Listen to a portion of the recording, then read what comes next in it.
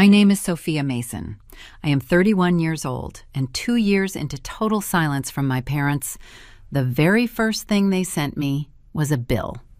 Not a birthday card, not a text asking if I was safe. A 14-page itemized invoice delivered by a family law attorney demanding $57,000 for the cost of raising me.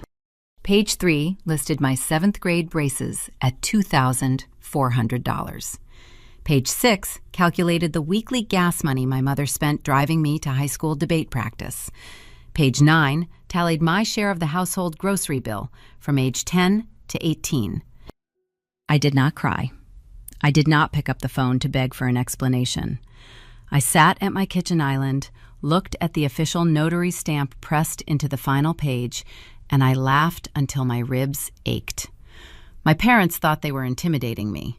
They did not know that by sending this absurd demand, they had just handed me the exact map I needed to uncover their criminal secrets. Welcome back to Revenge Order, the channel where everyday people refuse to play the victim and start keeping the receipts instead. If you have ever been billed for love that should have been free, this story is for you. Drop your age in the comments, hit subscribe, and let me tell you how this war started. It was a humid Tuesday morning in Mobile, Alabama. The air inside my floral design studio smelled of fresh eucalyptus and damp earth. I was trimming stems for a corporate gala when the delivery driver knocked on the glass door. I signed for the thick, cream-colored envelope without looking at the return address. When I finally flipped it over and read the embossed name of a local law firm, my throat tightened. It was a physical reflex, an old habit from a childhood spent bracing for the next trap. I had not spoken to my parents, Patricia and Thomas, in exactly 2 years. Leaving them behind was the hardest and best decision I ever made. I poured myself a cup of black coffee, broke the wax seal on the envelope, and spread the heavy stock paper across my cutting table. As I read through the charges, the initial knot of anxiety dissolved into sharp clarity. This was a pathetic tactic, but it was also highly uncharacteristic. My parents cared deeply about their country club image. They worshipped social standing. Putting something this unhinged on formal legal letterhead was a risk to that pristine reputation. Parents cannot retroactively bill adult children for statutory child-rearing obligations. A judge would throw it out in 5 seconds. So why pay a lawyer hourly fees to draft it? Why break 24 months of silence now? I traced the edge of the invoice with my thumb. My parents never made a move without a financial motive. They spent their lives performing a version of wealth they did not actually possess. This $57,000 demand was not just spite. It was a smokescreen, a loud flashing distraction designed to make me panic. They needed cash fast, and they thought the daughter they had spent a lifetime tearing down would just write a check to avoid a legal battle. But to understand why they were drowning in debt, you have to understand the golden hierarchy of the Mason family. To make sense of the invoice sitting on my cutting table, you have to understand the architecture of the Mason family. It was a structure built on a very specific and unforgiving foundation. My older sister Ashley was the sun. I was the dirt she walked on. In Southern families like mine, the roles are assigned early and they are permanent. Ashley was blessed with my mother's exact shade of pale blonde hair and a natural talent for performing the role of the perfect daughter. She smiled on command. She wore the smocked dresses. She learned early that obedience, or at least the appearance of it, was a currency she could trade for whatever she wanted. I was different. I asked too many questions. I did not care about country club gossip. I preferred the quiet corner of the garden, digging in the soil, learning how root systems worked. Because I did not reflect my parents' desired image back to them, I became the designated failure, the scapegoat. Every family tension, every financial stress, every bad mood was somehow traced back to my lack of compliance. But being the golden child is not just a title, it is an expensive investment. My parents treated Ashley like a luxury asset that needed constant funding to retain its value. The disparity became glaringly obvious the year I turned 24. I'd spent 2 years working 60-hour weeks at a wholesale flower market, saving every penny, learning the supply chain from the inside out. I drafted a 40-page business plan to open my own boutique floral design studio. I needed a $10,000 commercial loan to secure my first retail space. Because of my age and short credit history, the bank required a co-signer. I printed the business plan on heavy paper, placed it in a sleek leather binder, and drove to my parents' house on a Sunday afternoon. I sat on their pristine white sofa and handed the binder to my mother. Patricia did not even open the cover. She traced the edge of the leather with her manicured fingernail, sighed, and handed it back to me. She said I was simply not responsible enough to manage real money. She said floral design was a cute hobby, but they were not going to risk their financial security on a daydream. I looked at my father. Thomas stared intently at the laces of his golf shoes, refusing to meet my eye. I took my binder, walked out, and spent the next 3 years bootstrapping my business out of a rented garage. 3 months after that Sunday afternoon, Ashley married Greg. Greg was a local golf pro with a charming smile, an impressive collection of pastel polo shirts, and zero business sense. He looked great in family photos, which was all my mother really cared about. For their wedding gift, my parents did not buy them a blender or a set of china. They bought them a 5-bedroom house in the wealthy neighborhood of Spring Hill. Thomas and Patricia paid the hefty down payment in cash. They refused to secure my $10,000 business loan, but they handed my sister a piece of premium real estate just for signing a marriage license. I watched Ashley unwrap the house keys at her bridal shower, her diamond ring catching the light, while my mother beamed with pride. The message was clear.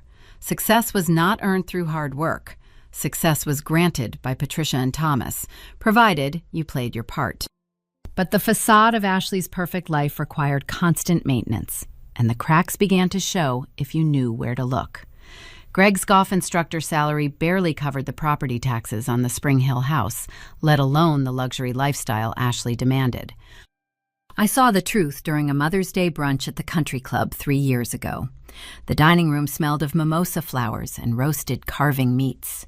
We were seated near a wide window overlooking the 18th hole. Ashley had spent the entire meal complaining about her current vehicle, demanding that Greg upgrade her to an imported luxury SUV before her upcoming birthday. She dropped a glossy dealership brochure right onto his plate, knocking over his water glass. Greg's face flushed a deep, uncomfortable red.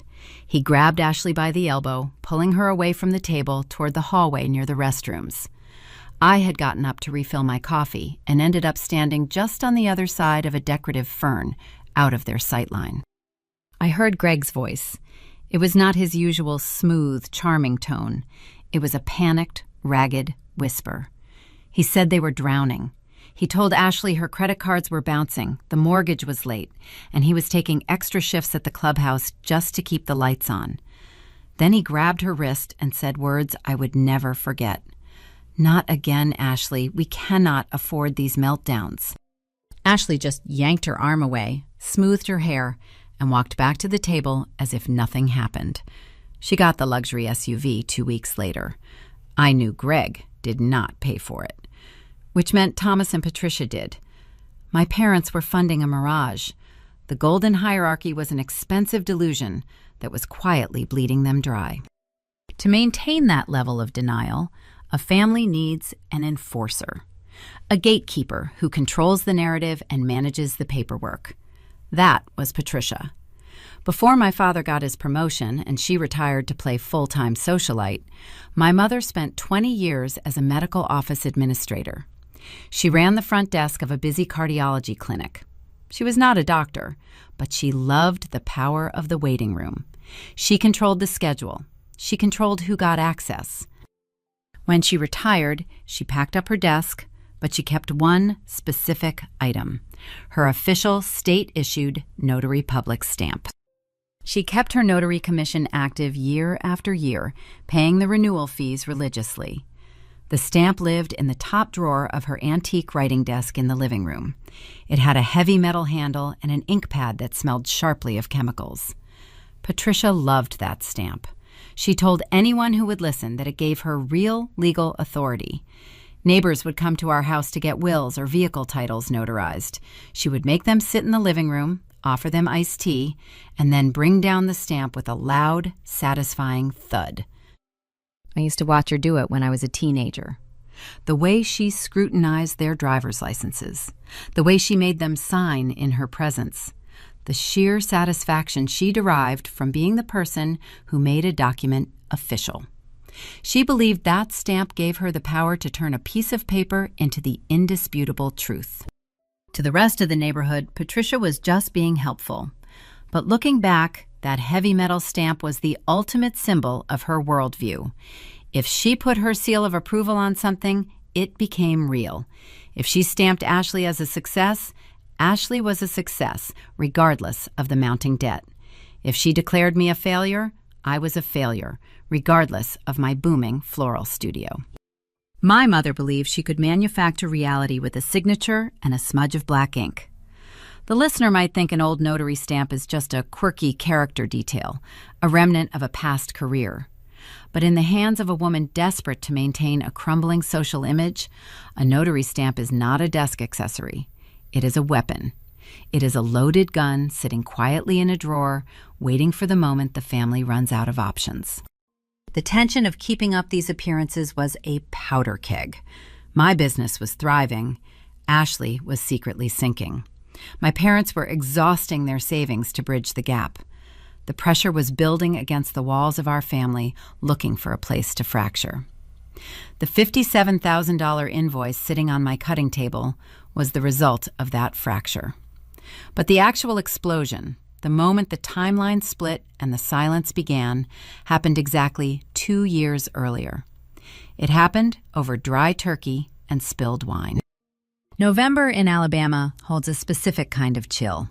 It does not freeze the ground, but it sinks into your bones the moment the sun goes down. 2 years ago, on a Thursday evening, I drove to my parents' house for Thanksgiving dinner. I knew the environment would be hostile. The air inside that dining room was always thick, layered with the smell of roasted sage, dry turkey, and decades of unspoken resentment.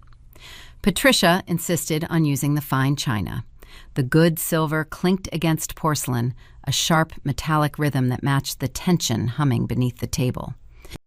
Ashley sat across from me, twisting her diamond ring around her finger.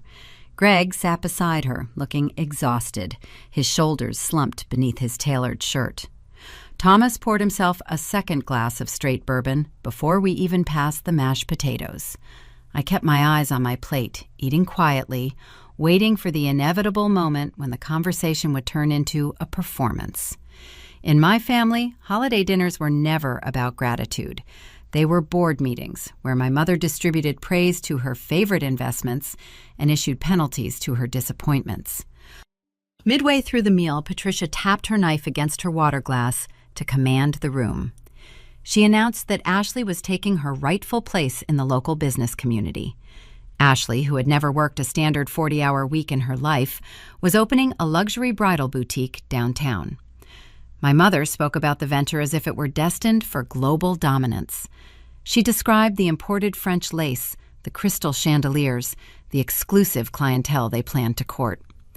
I knew enough about retail margins to know this was a financial sinkhole, a vanity project funded by my parents, draining their retirement accounts to keep Ashley entertained. But I said nothing. I took a sip of water and nodded.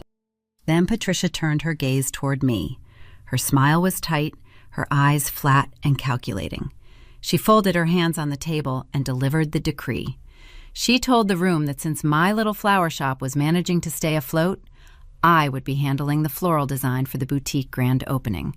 She did not ask about my schedule. She did not inquire about my availability. She painted a picture of grand floral archways framing the entrance, cascading table centerpieces for the champagne reception, and custom bouquets for the promotional models. I ran the math in my head. The volume of premium blooms she described required sourcing imported orchids and rare garden roses. It meant pulling 3 of my staff members off other projects.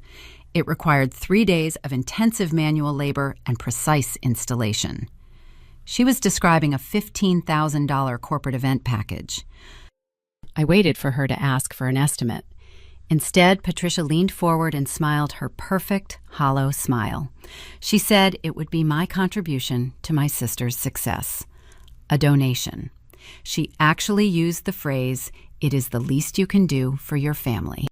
For 29 years, that phrase was the leash they used to pull me back into line. I was expected to nod, swallow my pride, and absorb the cost to keep the peace. I looked at Ashley. She was smirking, already expecting my submission. I looked at Thomas, who was staring at his bourbon, letting his wife do the dirty work. My heart rate remained remarkably steady. I did not feel the familiar panic rising in my chest. I felt a cold, hard clarity settling over my mind. I reached down to the leather tote bag resting near my feet. I unzipped the side pocket and pulled out a crisp, heavy stock piece of paper. It was my standard corporate rate sheet, the same one I handed to every commercial client who walked through my studio doors. I placed the document on the table and slid it across the polished mahogany until it stopped directly in front of my mother. I told her I would be happy to design the event. I pointed to the bottom of the page and explained that I had already applied a 10% friends and family discount to the labor fees, but the cost of the raw materials had to be paid up front. The silence that followed was suffocating. Patricia stared at the numbers as if the paper itself had insulted her. Ashley leaned over, read the total, and her curated facade shattered. The delicate, perfect golden child vanished. Ashley picked up her crystal goblet of Merlot and hurled it across the room. The glass struck the floral wallpaper near the entryway, shattering into dozens of sharp fragments. Deep red wine bloomed against the cream-colored wall, dripping down toward the baseboards like an open wound. A single drop of Merlot splashed onto the toe of my leather shoe. Thomas slammed his hands on the table, pushing his chair back so hard it screeched against the hardwood. His face turned a deep, mottled purple. He pointed a trembling finger at my face. He yelled that I was a selfish, ungrateful daughter.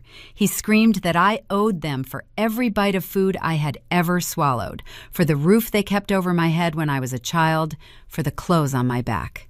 He demanded I apologize to my sister and accept the assignment. The tension peaked, thick enough to choke on. They waited for my reaction. They expected me to cry, to defend myself, to engage in the screaming match. That was the familiar dance. But I refused to learn the steps. I looked at the shattered glass on the floor.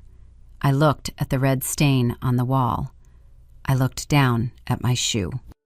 I picked up my cloth napkin and calmly wiped the drop of wine from the leather. I set the napkin down beside my half-eaten plate. I stood up, pushed my chair in, and picked up my purse. I did not raise my voice. I did not offer a single word of explanation or defense. I turned my back on the screaming and walked down the hallway.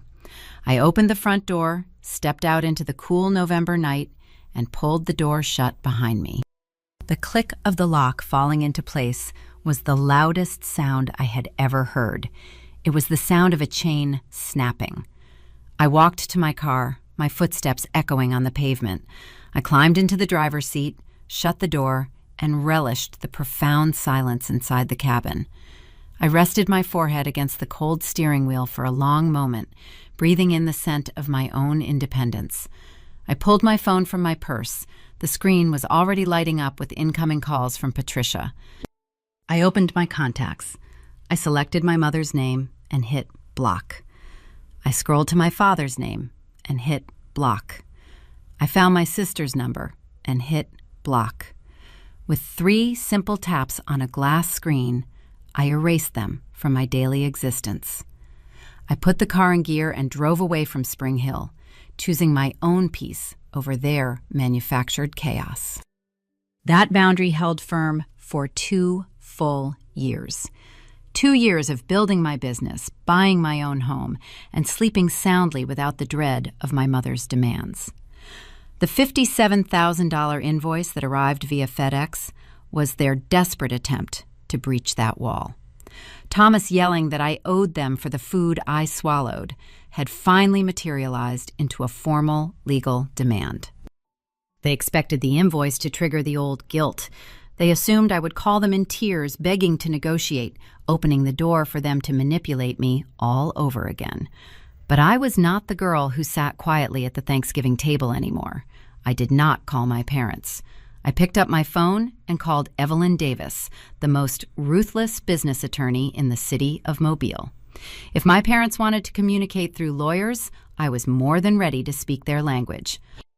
Evelyn Davis operated out of a glass-paneled corner office overlooking the gray waters of Mobile Bay. She did not deal in hurt feelings or family grievances. She dealt in contracts, liabilities, and leverage. I chose her specifically because she possessed a predatory legal mind, masked behind tailored silk suits and a soft southern drawl.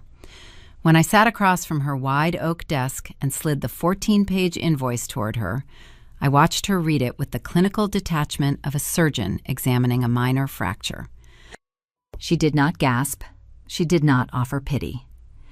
Evelyn reached the final page, looked at Patricia's official notary stamp, removed her reading glasses, and let out a sharp, genuine laugh. The sound bounced off the glass walls of her office, cutting through the lingering anxiety I had carried since the envelope arrived. She tossed the document back onto the desk. Evelyn explained that parents cannot retroactively bill an adult child for the statutory obligations of raising them. Buying groceries, providing shelter, and paying for middle school orthodontics are the legal requirements of choosing to have a child. They do not constitute a binding financial contract. The invoice was legally unenforceable garbage. It was a scare tactic designed to extract funds from a target they assumed would be too frightened to hire counsel. I asked Evelyn what our next move should be. She leaned forward, resting her elbows on the polished wood. She said we were going to draw a line so deep in the sand that they would break their ankles trying to cross it. Evelyn drafted a cease and desist notice. It was a masterpiece of legal brutality. The document formally rejected their fictitious debt and outlined the specific statutes defining extortion and harassment in the state of Alabama. It stated clearly that any further demands for unearned funds, whether delivered via mail, phone, or third-party proxy, would result in an immediate restraining order and a civil suit for damages. We packaged it with a tracking number and sent it certified mail. 2 days later, my phone pinged with a delivery confirmation. Someone at my parents' address had signed for the letter at 10 in the morning. I spent the rest of the week enjoying the profound quiet, assuming the threat of litigation had finally forced them into submission. I believed the concrete wall of the law had solved the problem. I underestimated the sheer adaptability of a desperate family. 7 days after Evelyn sent the legal warning, the mail carrier walked into my floral studio and dropped a stack of letters onto my design counter. Tucked between wholesale flower invoices and utility bills was a pale pink envelope. There was no return address, but I did not need one. I recognized the looping, overly embellished cursive handwriting instantly. It was Patricia. Even before I broke the seal, I caught the faint scent of her signature vanilla musk perfume clinging to the paper. The scent transported me backward, triggering a visceral reaction in the pit of my stomach. I set down my pruning shears, wiped the damp soil from my hands, and opened the envelope. Inside was a single page of matching pink stationery. The tone of the letter was a jarring departure from the aggressive legal invoice they had sent just weeks prior. There were no demands. There were no calculated line items. It read like a desperate plea from a grieving mother. Patricia wrote that Thomas had collapsed in the driveway 2 days ago. She described a mysterious, severe heart condition, arrhythmia, blocked arteries, imminent surgical interventions. She painted a picture of an old man tethered to hospital machines, terrified of leaving his family behind. The final paragraph delivered the hook. She claimed they were drowning in out-of-pocket medical debt. The insurance was denying coverage. They were facing foreclosure. She ended the letter by begging for financial grace, asking me to look past our differences and help save my father's life. I stood in the center of my studio, the pink paper trembling slightly in my hand. For the first time in 2 years, the armor cracked. My internal monologue softened, flooded by the heavy, suffocating conditioning of a daughter raised in the South. You do not turn your back on sick family. You do not let your father die over a grudge. I remembered Thomas teaching me how to ride a bicycle in the cul-de-sac. I remembered the rare, quiet afternoons when he would let me sit in the garage while he worked on his car, offering a silent, comfortable presence before my mother would sweep in and demand his attention. A deep, aching guilt blossomed in my chest. I walked over to my desk, opened the top drawer, and pulled out my business checkbook. My studio was highly profitable. I had enough liquid capital in my operating account to write a $10,000 check right then and there. I grabbed a pen. I thought about how easy it would be. I could mail the funds, alleviate the crushing guilt, and buy permanent silence. I could pay the toll required to rid myself of this lingering dread. The tip of my pen hovered over the signature line. Then, the cold logic I had spent 2 years cultivating began to push through the emotional fog. I stopped looking at the tears staining the pink paper and started looking at the timeline. 2 weeks ago, they sent a hostile, legally notarized invoice demanding $57,000 for childhood expenses. When that failed, when Evelyn Davis shut down their extortion attempt with a brutal legal threat, they immediately pivoted. Exactly 7 days later, a tearful, fragrant letter arrives detailing a sudden, catastrophic medical emergency requiring immediate cash. The timing was remarkably convenient. If Thomas was truly facing imminent heart surgery, Patricia would not be handwriting poetic letters on scented stationery. She would be calling every relative in the state. She would be launching a public fundraising campaign at her church to garner maximum sympathy. Sending a private letter to the estranged daughter they had just tried to sue was not the action of a grieving wife. It was the calculated pivot of a predator testing a new angle of attack. The invoice was a test of my fear. The cease and desist proved I was not afraid. So the pink letter was a test of my pity. I slowly lowered the pen. I closed the checkbook and slid it back into the desk drawer. The physical sensation of guilt began to recede, replaced by a hardened, undeniable clarity. They were treating me like an ATM, pulling different levers to see which one would dispense the cash they needed to fund Ashley's failing lifestyle. I did not rip the letter up. I took a clear plastic folder from my filing cabinet, placed the scented pink paper inside, and labeled it as evidence. I did not reply. I did not send a check. I let the silence stretch out, heavier and more definitive than before. By ignoring the fake medical emergency, I closed the final door on their emotional manipulation. I proved that neither fear nor guilt could force my wallet open. But desperate people do not simply walk away when their traps fail to spring. They escalate. Refusing to engage with Patricia's tearful plea pushed her into a corner. If she could not coerce me into handing over my money willingly, she decided she was going to destroy my ability to earn it at all. The private family drama was about to spill out into the open, transforming from quiet extortion into a vicious public campaign aimed directly at my livelihood. The silence that followed my refusal to answer the pink letter did not last long.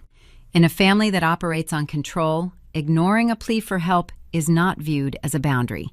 It is viewed as an act of war. When the emotional manipulation failed to extract a check from my business account, my mother and sister realized they needed a new strategy. If they could not coerce me into handing over my money willingly, they were going to systematically dismantle my ability to earn it.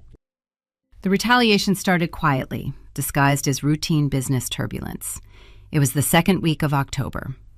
The air in my floral studio was cool, humming with the sound of the commercial refrigerators where I stored the delicate spring blooms.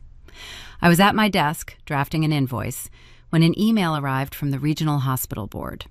They were a cornerstone client. For 3 years, I had designed the centerpieces for their annual winter charity gala. The email was brief, polite, and devastating. The event coordinator thanked me for my past work, but stated they had decided to go in a different creative direction for the upcoming season. I leaned back in my chair, staring at the glowing monitor. Losing a contract happens in the event industry. You absorb the loss and move forward. But 4 hours later, my phone rang. It was the director of the local real estate association, another anchor client, canceling their holiday banquet order.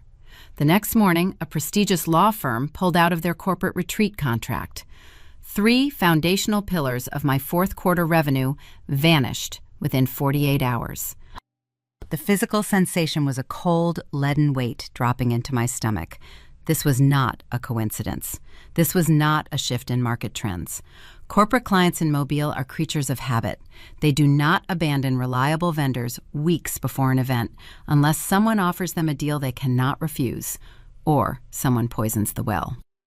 The answer arrived via a forwarded email from an event planner named Marcus. Marcus and I had collaborated on dozens of weddings, and he possessed a low tolerance for country club politics. His message contained no subject line. The body of the email held only 2 words: "Look at this."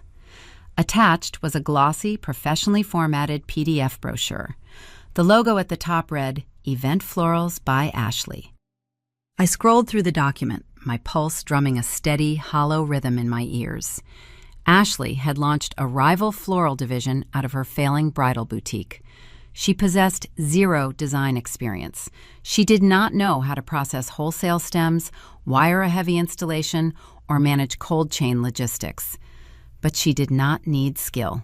She had Patricia's country club social network.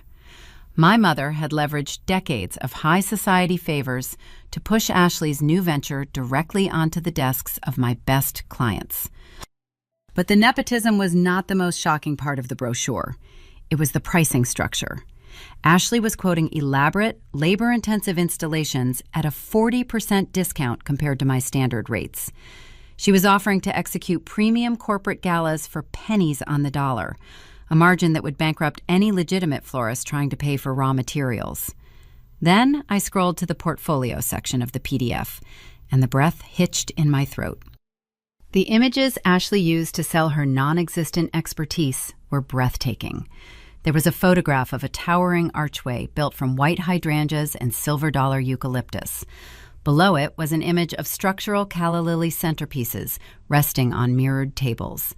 They were gorgeous, flawless executions of high-end floral architecture. I knew they were flawless because I was the one who built them. Ashley had systematically gone through my business Instagram account, downloaded the high-resolution images of my most prominent events, and cropped out my discreet studio watermark.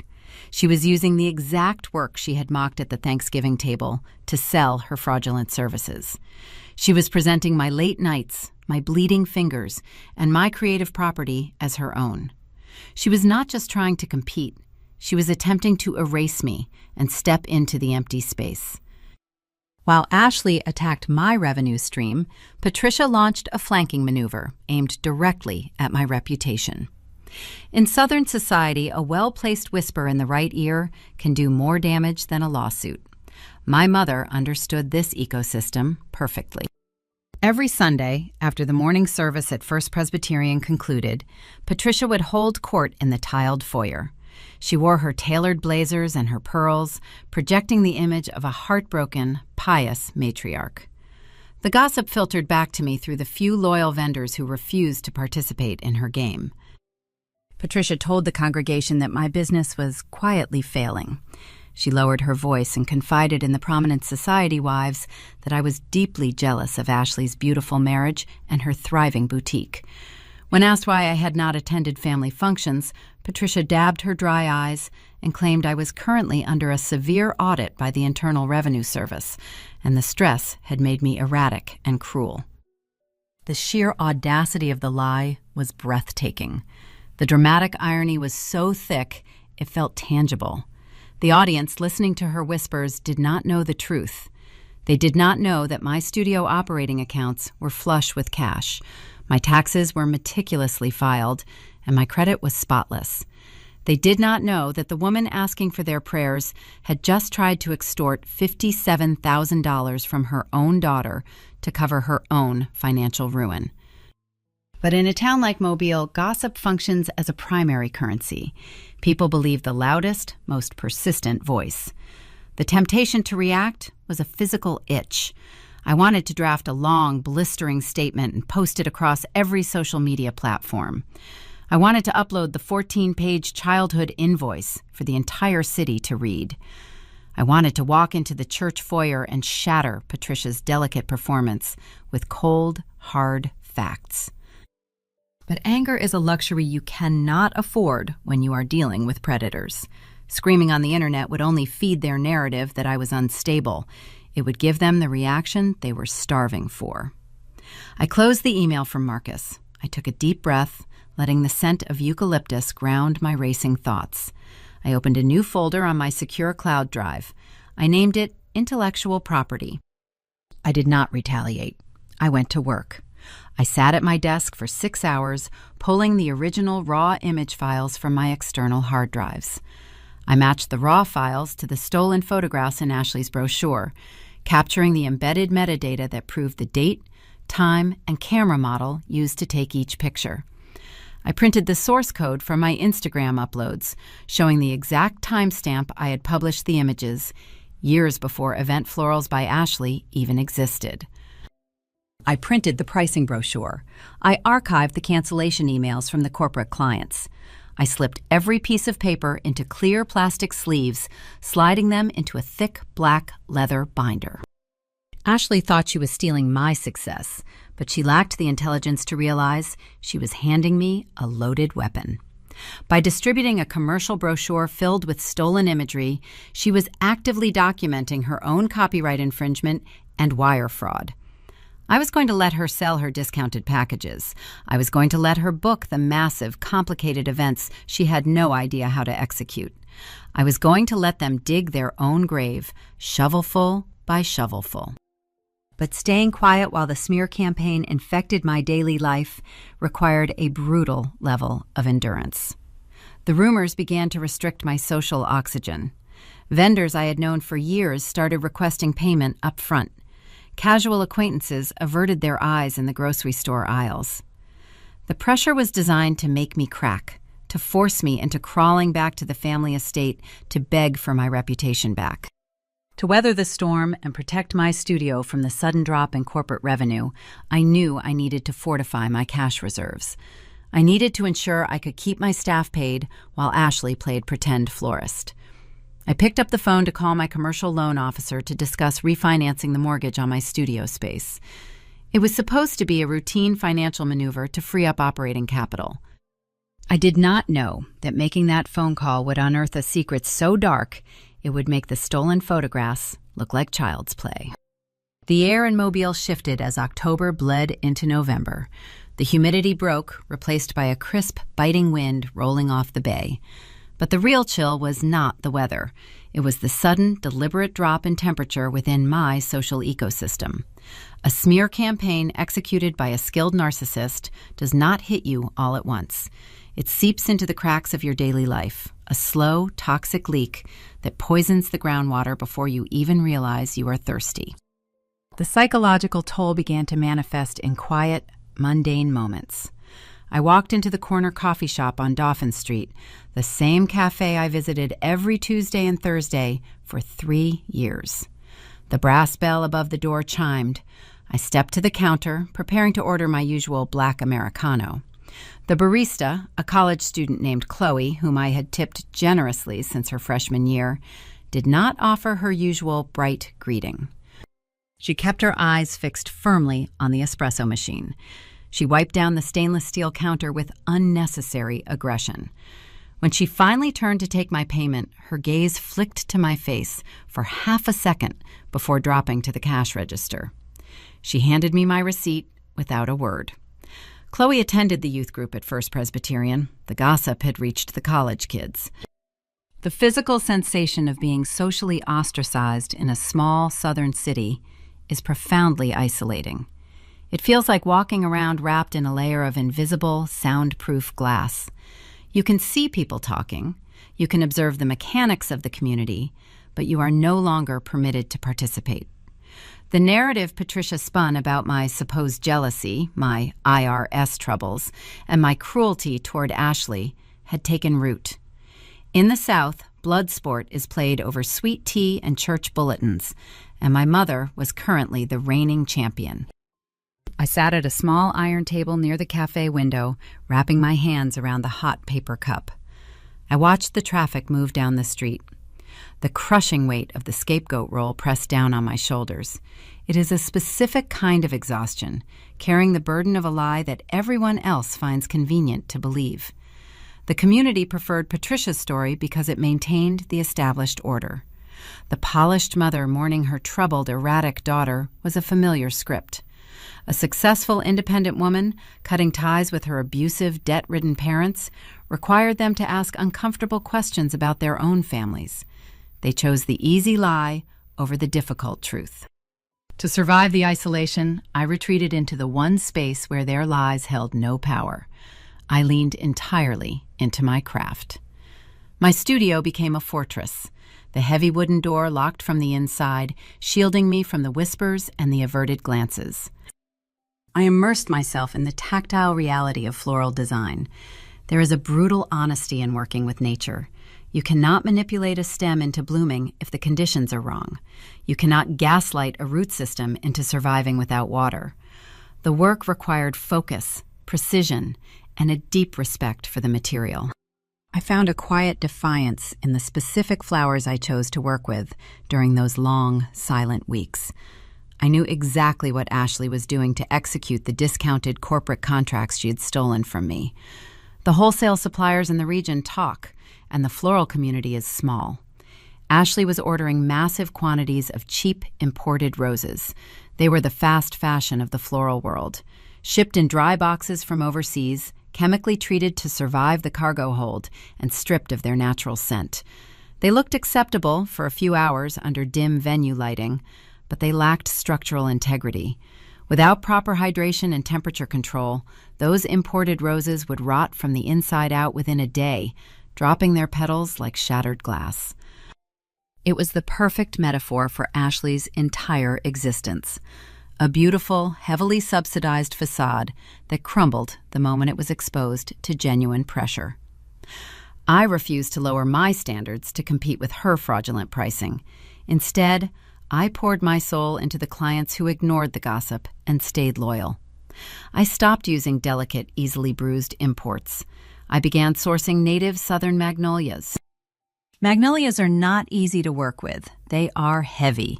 Their stems are thick and woody, requiring sharp, heavy-duty shears to cut. Their broad leaves are a dark, glossy green on top, with a rough, rust-colored velvet underneath.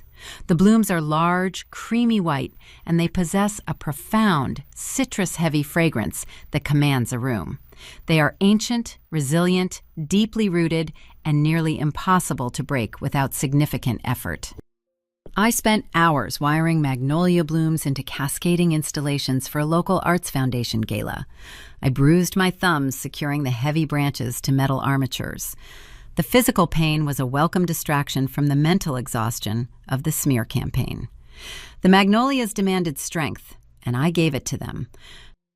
When I delivered the finished designs to the venue, the event coordinator stopped in her tracks. The installations were structural, fragrant, and undeniably authentic. The clients who remained with me received the absolute best work of my career. I accepted that I might lose my standing in the country club circuit. I accepted that I might have to drink my coffee in silence, ignored by girls like Chloe. But I refused to lose my professional integrity. My work would stand as the indisputable counter-argument to my mother's lies. This period of steadfast endurance created a strange, rhythmic lull in the pacing of my daily life. Wake up before dawn, process the raw materials, design the arrangements, deliver the product, ignore the rumors, go to sleep, repeat. The routine was grueling, but it kept me anchored while the storm raged outside my studio walls. I believed I had found a sustainable equilibrium. I believed I could simply outwork their malice.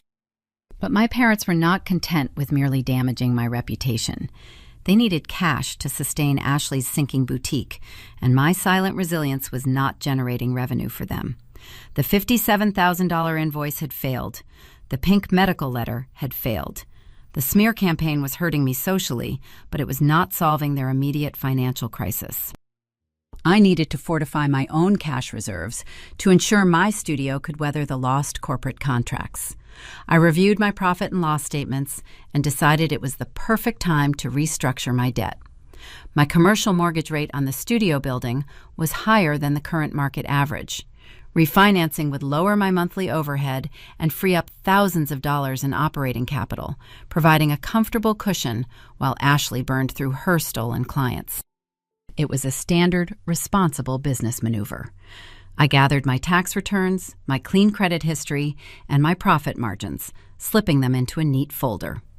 I picked up the phone and dialed the direct line for David, my commercial loan officer at the regional bank. I expected a brief conversation, a discussion of interest rates, appraisal dates, and signature timelines.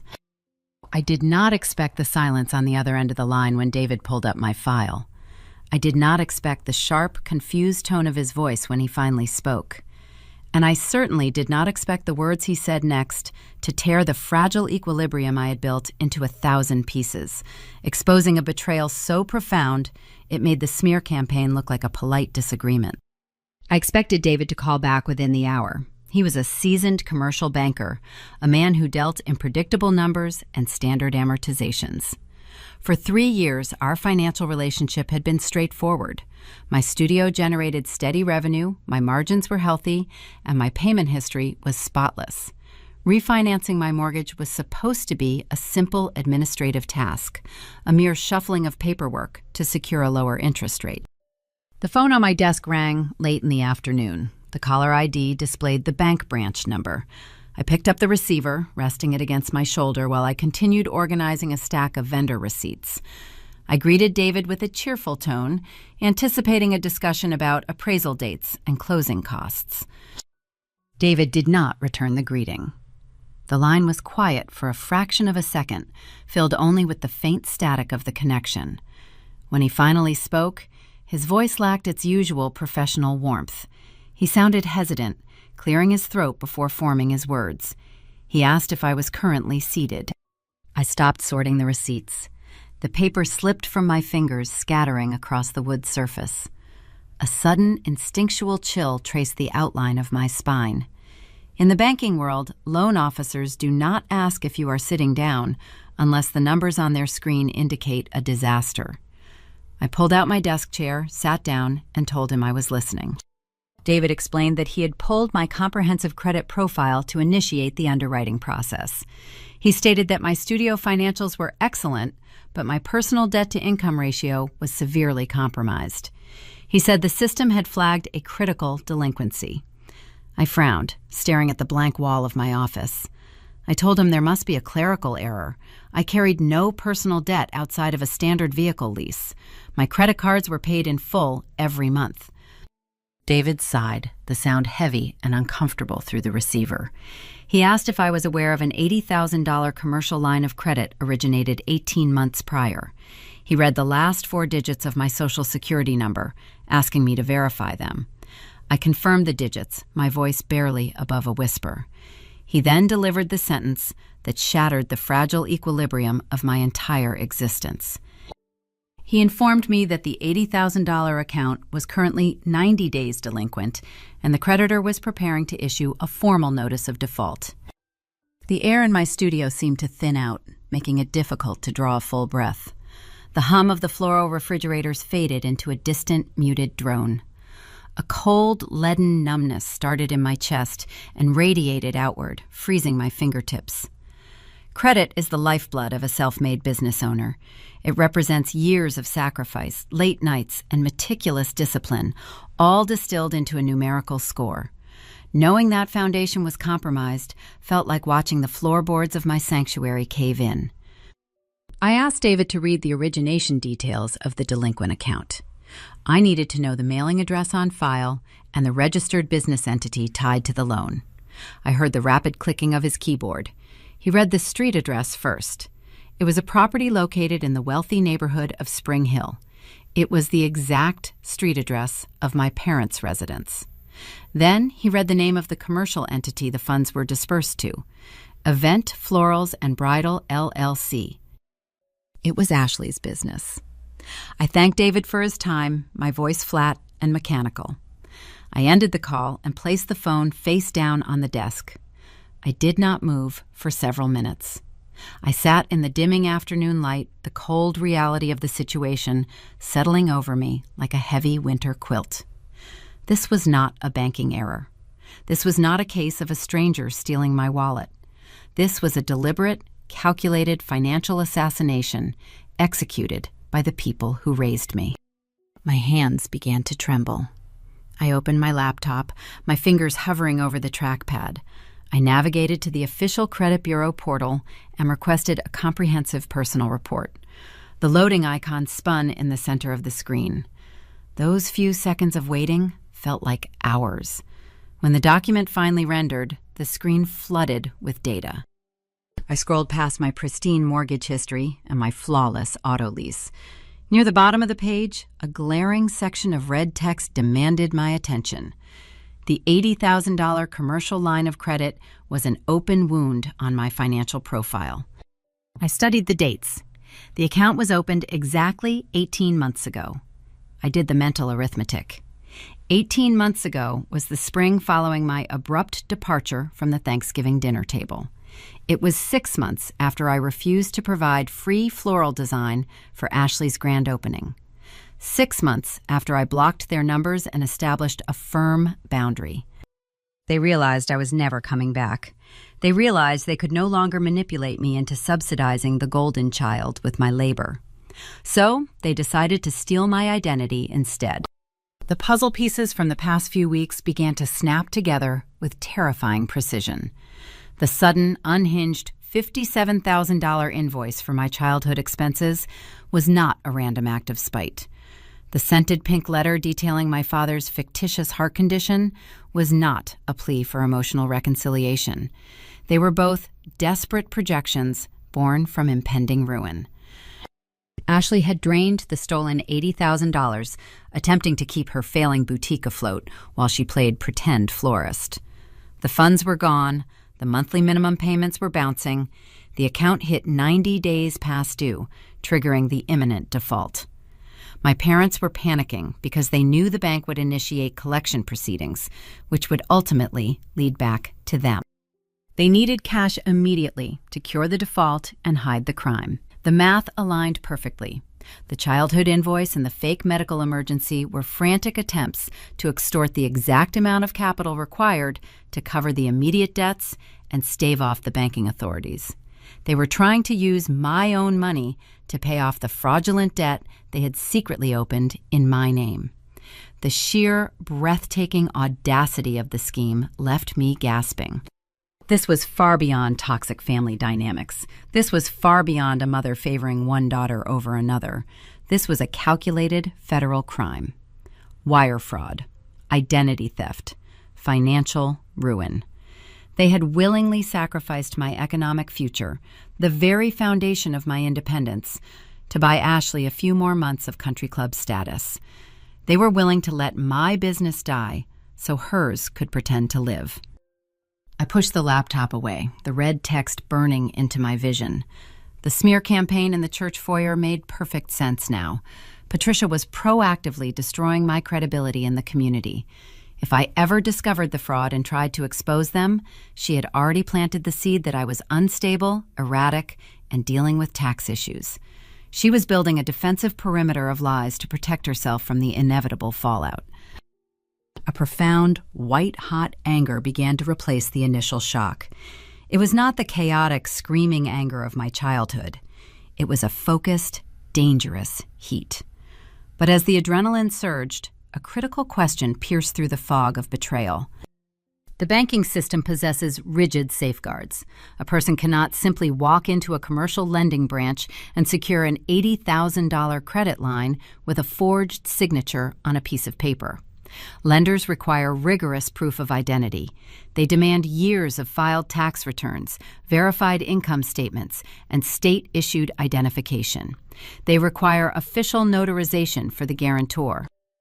How did Thomas and Patricia bypass the security protocols of a regional bank? How did they manage to perfectly replicate my financial footprint without triggering a single fraud alert? The answer was hidden in a cardboard box stored in the dark corners of my parents' attic and locked inside the top drawer of an antique writing desk in their living room. To build a trap that would send them to prison, I needed to understand exactly how they built the cage they were trying to lock me inside. The red text on my laptop screen glared at me, an $80,000 anchor tied directly to my name. The initial wave of panic receded, pulling the remaining shock out with the tide. What remained was a cold, terrifying clarity. The mechanics of the betrayal demanded my attention. Commercial lenders are not careless. They employ rigorous underwriting standards. Securing a line of credit of that magnitude requires a fortified paper trail. I needed to understand exactly how Thomas and Patricia had manipulated the system. I closed my laptop and walked out of my office, pacing the length of my studio. The air smelled of damp earth and crushed stems. I traced my steps back to the timeline of my departure from their lives. 2 years ago, when I walked out of that Thanksgiving dinner, I left a life behind. But I also left physical remnants. When I moved out of my childhood bedroom at age 22 to rent my first apartment, I did not take everything. There were items I deemed non-essential for a tiny studio flat. Textbooks from college, old debate trophies, and a heavy cardboard filing box containing my early financial documents. It held my first few years of W-2 forms from the wholesale flower market, copies of my initial state tax returns, and my original birth certificate. I had asked Thomas to bring the box down from the attic when I moved, but he claimed it was buried behind holiday decorations and told me he would retrieve it later. I eventually requested replacement documents from the state and forgot about the cardboard box gathering dust in Spring Hill. They had not forgotten about it. That box contained the foundational DNA of my financial identity. When Ashley's boutique began hemorrhaging cash 18 months ago, they realized the golden child was sinking. My parents were already tapped out. They needed a fresh, pristine credit profile to leverage. My parents walked up those pull-down attic stairs, opened that cardboard box, and essentially stole my existence. They possessed the historical tax returns required by the underwriters. They possessed my Social Security number and my birth certificate. They had the precise data points necessary to answer security questions and establish my identity on paper. But possessing the data is only half the battle. A commercial loan application requires a physical signature. More importantly, it requires a guarantor. The bank demands proof that the person signing the document is actually the person whose name is printed on the line. They demand a state-sanctioned witness. They require a notary public. The memory hit me with the force of a physical blow. I stopped pacing near the floral refrigerators. I pictured the antique writing desk in my parents' living room. I pictured the top drawer. I pictured the heavy metal handle and the ink pad that smelled of sharp chemicals. Patricia had kept her notary commission active. The Chekhov's gun resting in that drawer had finally been fired. My mother had not just forged my signature on the commercial loan documents. She had used her official state-issued stamp to illegally notarize the forgery.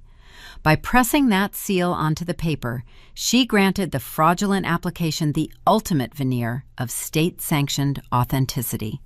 She provided the bank with the exact legal reassurance they required to release the $80,000.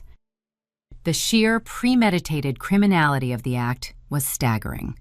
This was not a momentary lapse in judgment fueled by financial panic. This was an orchestrated, multi-step conspiracy. Thomas retrieved the documents. Patricia executed the forgery. Ashley received the funds. The entire family structure mobilized to consume my resources, united by the shared delusion that my success existed solely to subsidize their failures. I walked back into my office and printed the credit report. I laid the pages out on the floor, sitting cross-legged amidst the physical evidence of their treason. I asked myself to process the depth of the betrayal. A mother looks at her two daughters, One builds a business with her bare hands, asking for nothing. The other demands luxury, contributes nothing, and faces the natural consequences of her incompetence. The mother decides the correct course of action is to financially assassinate the self-made daughter, to buy the entitled daughter a few more months of pretending to be successful. She sells my future to purchase Ashley's present.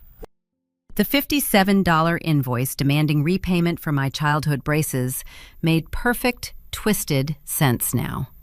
The loan was 90 days delinquent. The bank was closing in. Patricia and Thomas were desperate for liquid cash to cure the default before the collections department started investigating the origination documents and discovered the forgery. They were literally trying to extort me to pay off the debt they had stolen in my name. The instinct to dial emergency services pulsed in my fingertips. I wanted to call the Mobile Police Department. I wanted to report the identity theft, hand over the credit report, and watch a squad car pull into their pristine Spring Hill driveway. I wanted to see Patricia dragged out of her house in handcuffs in front of the neighborhood she fought so hard to impress. I picked up my phone. I unlocked the screen. I hovered over the dial pad. Then the predatory logic of Evelyn Davis echoed in my mind. Let them make mistakes. Let them document their own ruin. If I struck now, the explosion would be chaotic. The police would launch an investigation, but white-collar fraud cases are notoriously slow. If my parents realized I knew about the loan, they would scramble. Patricia might destroy the notary logbook. Thomas might burn the cardboard box containing my tax returns. They would hire defense attorneys who would argue the funds were a verbal family loan, muddying the waters and dragging me into a protracted legal nightmare. I needed the trap to be airtight. I needed a cage so strong they would not even realize the door was locked until I threw away the key. I needed absolute leverage, the kind of power that forces a predator to surrender without a fight. The $80,000 fraud was a powerful weapon, but to guarantee their total capitulation, I needed an even larger hammer. I needed to secure the perimeter. I needed to ensure they had absolutely nowhere to run when the truth detonated. I began packing the printed credit reports into my secure briefcase. While doing so, my mind snagged on a loose thread from the past, a detail I had ignored during the chaos of the smear campaign.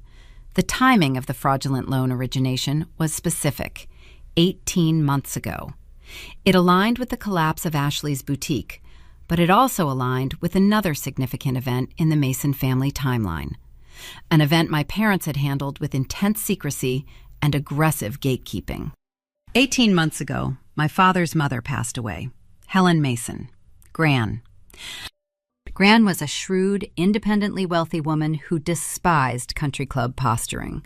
She saw right through Patricia's fake Southern Belle routine and frequently criticized Thomas for enabling Ashley's spoiled behavior. When Gran died, my parents handled the arrangements with alarming speed. They told me she passed away peacefully in her sleep. When I asked about the estate, Thomas claimed Gran had died penniless, leaving only a mountain of medical debt and a modest life insurance policy that barely covered the funeral costs. He said there was nothing left to discuss. I had accepted the narrative because I was deeply entrenched in building my studio and maintaining my distance. But sitting on the floor of my office, surrounded by proof of their monumental deception, the narrative felt hollow. If Thomas and Patricia were willing to forge federal loan documents to steal $80,000, they were certainly capable of lying about an inheritance. I needed to know the truth about Helen Mason. I needed to find the ghost in the machine. I pulled up a regional directory of probate attorneys on my laptop and began searching for the firm that handled Gran's estate, hoping I was not too late to uncover the final piece of the puzzle. The name Richard Sterling appeared on the third page of the regional probate directory.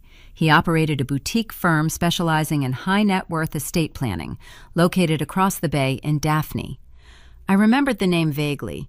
Gran had mentioned him once during a rare visit to my apartment, describing him as a man who possessed a spine of solid steel, a trait she found severely lacking in her own son. I picked up the phone. It was past 5 in the evening, the time when most attorneys instruct their receptionists to forward calls to voicemail. I dialed the number, expecting a recorded greeting. Instead, the line clicked open after the second ring. A deep, resonant voice answered, offering a crisp, professional greeting. I introduced myself. I stated my name slowly, pronouncing each syllable with deliberate clarity.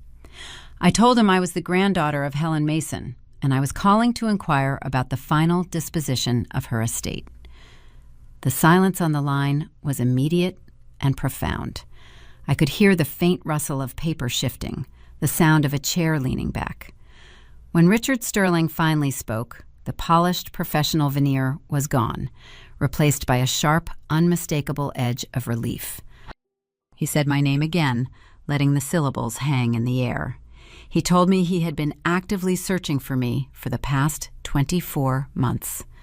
I gripped the edge of my desk. I explained that I had been living and operating a business in Mobile the entire time. I told him my studio was listed in the local commercial registry, and my phone number had remained unchanged for a decade.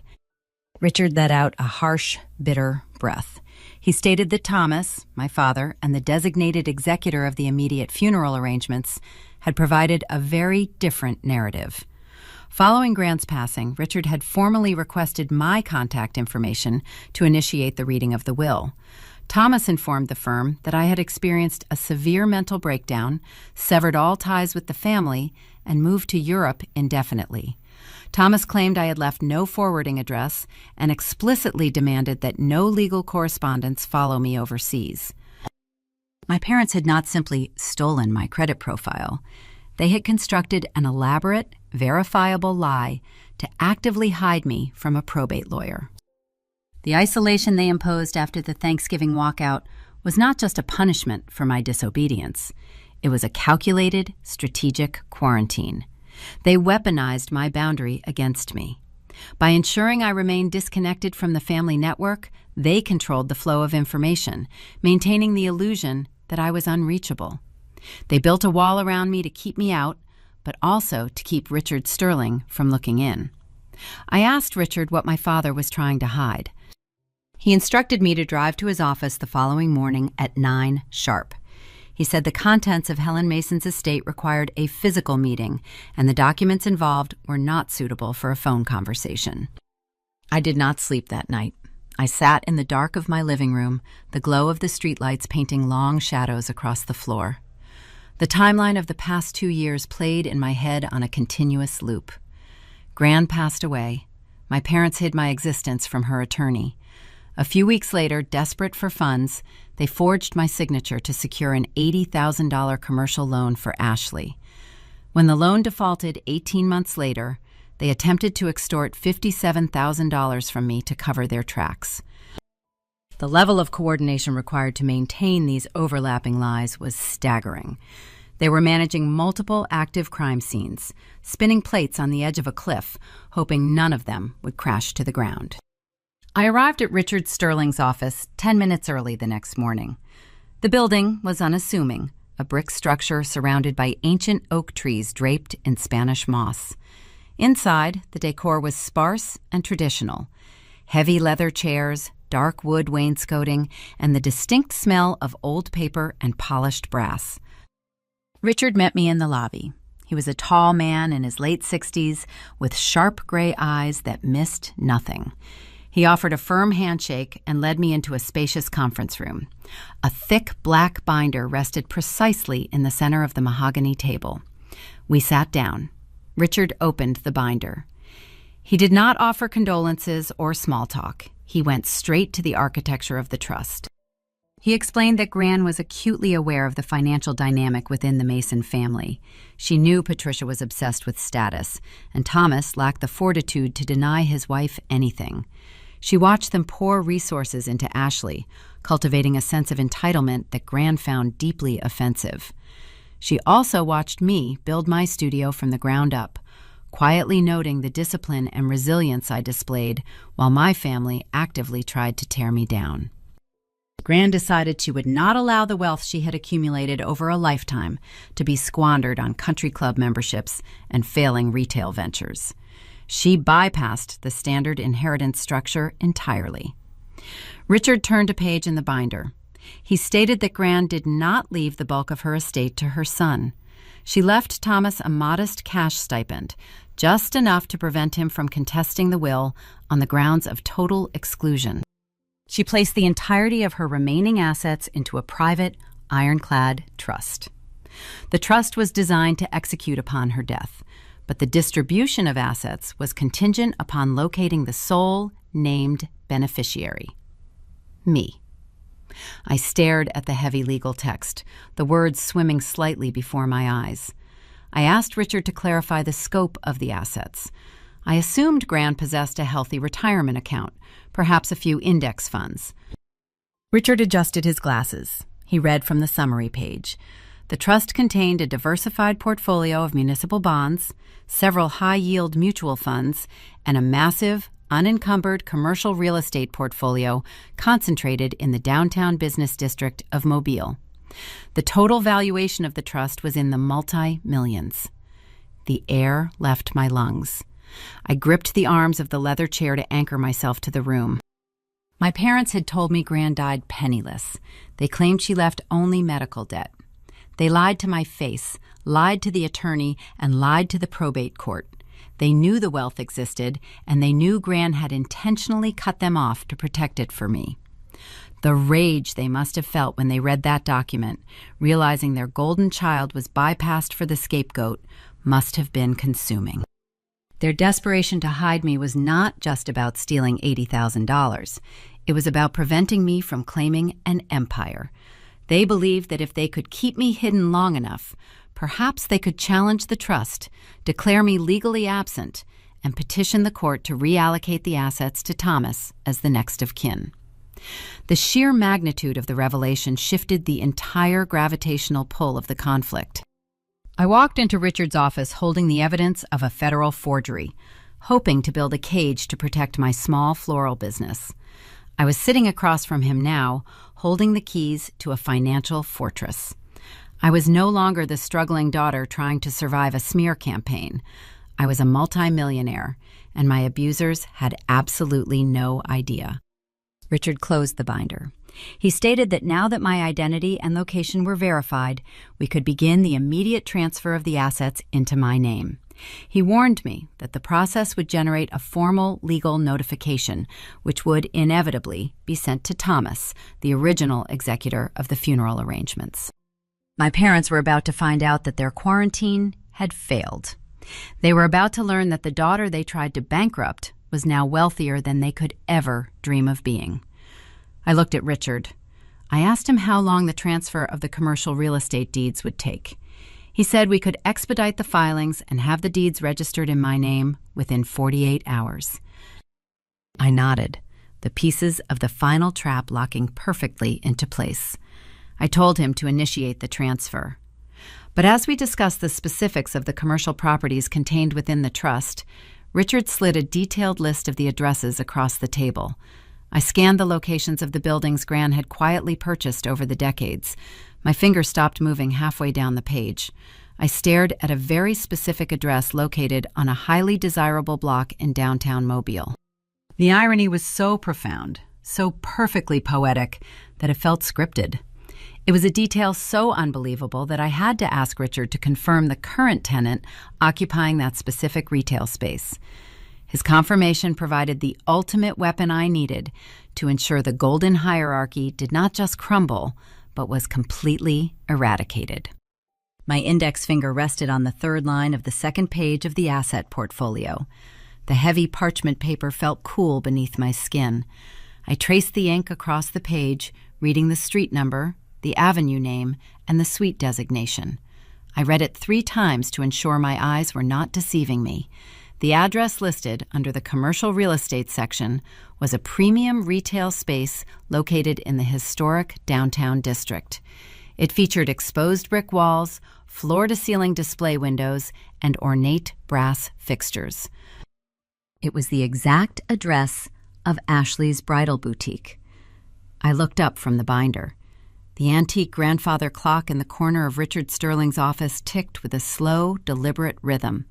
The sound anchored me to the present moment, keeping me from floating away on the sheer, breathtaking irony of the discovery.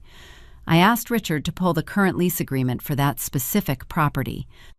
He tapped his keyboard, navigated through his digital files, and turned his monitor toward me. The tenant listed on the commercial lease was Event Florals and Bridal LLC. The signature at the bottom belonged to my sister. The mechanism of this incredible coincidence was buried in the legal structure of Gran's estate. Gran was a woman of substantial means, but she despised the sycophants and the social climbers that populated Mobile high society. To protect her privacy and her investments, she rarely purchased property under her own name. She utilized a blind holding company. The entity was registered with the state as Magnolia Holdings. Because a blind LLC obscures the identities of its managing members from public records, the commercial real estate market simply viewed Magnolia Holdings as a faceless, wealthy corporate landlord.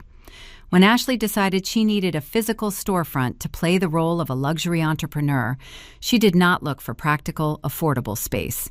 She demanded prestige. She gravitated toward the most expensive, highly coveted block in the city, obsessed with the optics of a prime location. She signed a long-term, high-dollar lease with Magnolia Holdings, eager to secure the beautiful brick facade for her vanity project. Because my parents had successfully hidden my existence, and because Gran kept her business dealings entirely private, Ashley had zero concept of who she was actually renting from. The puzzle pieces snapped together with a satisfying, audible click in my mind. When Ashley's boutique started hemorrhaging cash, Thomas and Patricia forged my signature to secure the $80,000 line of credit. They funneled those stolen funds into Ashley's business accounts. Ashley then took that stolen money and used it to pay her exorbitant monthly rent. She was literally handing the proceeds of a federal crime directly into the trust account that belonged to me. The poetic justice was almost too heavy to hold. They committed felony identity theft to fund a failing enterprise that was paying rent to the very estate they were actively trying to steal from the scapegoat. And now the trust was officially transferring to my name. I was no longer just the estranged sister they viewed as a disposable asset. I was the managing director of Magnolia Holdings. I was Ashley's landlord. I leaned back in the heavy leather chair. I held the printed credit report detailing their federal wire fraud in my left hand, and I looked at the commercial lease agreement on the monitor to my right. I held the evidence to send them to prison, and I held the literal roof over the golden child's head. The power dynamic had not just shifted, it had inverted entirely. I asked Richard for a moment of privacy. I pulled my phone from my purse and dialed Evelyn Davis. My attorney answered on the first ring. I told her I was sitting in a probate office in Daphne, and I needed her to cross the bay immediately. I gave her the address and hung up. Evelyn arrived 40 minutes later. She walked into the quiet, traditional conference room, radiating her usual predatory energy, her heels clicking sharply against the hardwood floor. I introduced her to Richard. The contrast between the two legal minds was fascinating. Richard was old money prudence, cautious and meticulous. Evelyn was a modern litigator, sharp and hungry for leverage. I handed Evelyn the credit report showing the forged $80,000 loan. Then I slid the Magnolia Holdings asset portfolio toward her, pointing to the specific lease agreement bearing Ashley's signature. Evelyn read the documents in silence. A slow, dangerous smile spread across her face. She looked at Richard, then looked at me, her eyes gleaming with the thrill of an airtight trap. She set the papers down and smoothed the lapels of her suit. She said we possessed the kind of leverage that lawyers spend their entire careers chasing. The three of us formed an impromptu war council right there in the mahogany room. We mapped out a strategy that was surgically precise, leaving zero margin for error or escape. The instinct to confront my family immediately was strong. It would be deeply satisfying to drive to Spring Hill, kick down their pristine front door, and throw the stack of legal documents onto their coffee table. It would feel good to watch the color drain from Patricia's face as she realized her quarantine had failed. but Evelyn advised against immediate retaliation. Confrontation provides the enemy with information, and information grants them the opportunity to pivot. If we alerted them now, Patricia might attempt to destroy the notary logbook. Thomas might hire a criminal defense attorney to muddy the waters regarding the loan origination. Ashley might try to break her lease in the dead of night and move her inventory to a storage unit, attempting to hide her assets before we could seize them. We decided on a far more terrifying approach. We chose silence. We would not send a warning. We would not issue a threat. Richard would begin the quiet, administrative process of transferring the deeds from the holding company into my name. Evelyn would draft the necessary eviction notices and liability transfers, keeping them sealed in her briefcase until the exact right moment. We would let them keep operating under the delusion that they were winning. My parents still believed the $57,000 invoice had rattled me. They still believed the fake medical emergency letter was a viable strategy.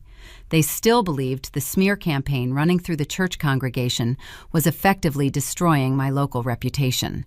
We allowed them to retain their false sense of superiority because arrogance breeds carelessness. Ashley was currently booking luxury weddings using my stolen portfolio images. She was charging premium rates for services she lacked the fundamental skills to execute. She was ordering cheap, imported flowers for high-end clients, assuming she could fake her way through the installations. The $80,000 loan was already in default, the bank was closing in, and the boutique was bleeding capital every single day. We did not need to push them off the cliff. We simply needed to stand at the bottom and wait for gravity to do the work. I left Richard's office that afternoon feeling a profound, unfamiliar lightness in my chest. The crushing weight of the scapegoat role was gone, replaced by the cool, steady armor of undeniable leverage. I drove back over the Bay Bridge, the water sparkling under the midday sun. I returned to my studio, unlocked the heavy wooden door, and went back to work. I spent the next 3 weeks designing intricate arrangements for my loyal clients. I wired magnolias, processed hydrangeas, and watched my own revenue climb. I ignored the whispers in the coffee shop. I ignored the cold shoulders from the other vendors. I focused on the beauty of the stems in my hands, knowing that the storm raging outside was about to turn inward on the people who started it. While I quietly built my financial fortress, Ashley's stolen empire was rotting from the inside out. You can fake a marketing brochure, and you can forge a signature on a bank document, but you cannot fake the execution of a 300-guest luxury event. The lie was about to collide with reality in a very public, very humiliating arena, and the resulting explosion would give my parents the exact excuse they needed to finally reach out to me again. The month of November settled over Mobile, bringing a damp chill that seeped through the cracks of the old downtown buildings. Inside my studio, the air was warm and fragrant, filled with the scent of pine and late-season gardenias.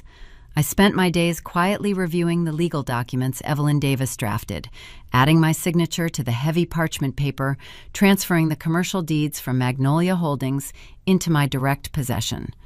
The process was slow and methodical. I enjoyed the silence. Across town, however, the silence was breaking. The illusion of Ashley's success required a massive amount of ongoing capital, but it also required a fundamental understanding of the service she claimed to provide. You can steal a photograph to secure a contract. You can leverage country club gossip to push a competitor out of the market. But when the date on the calendar arrives, you must produce the physical product.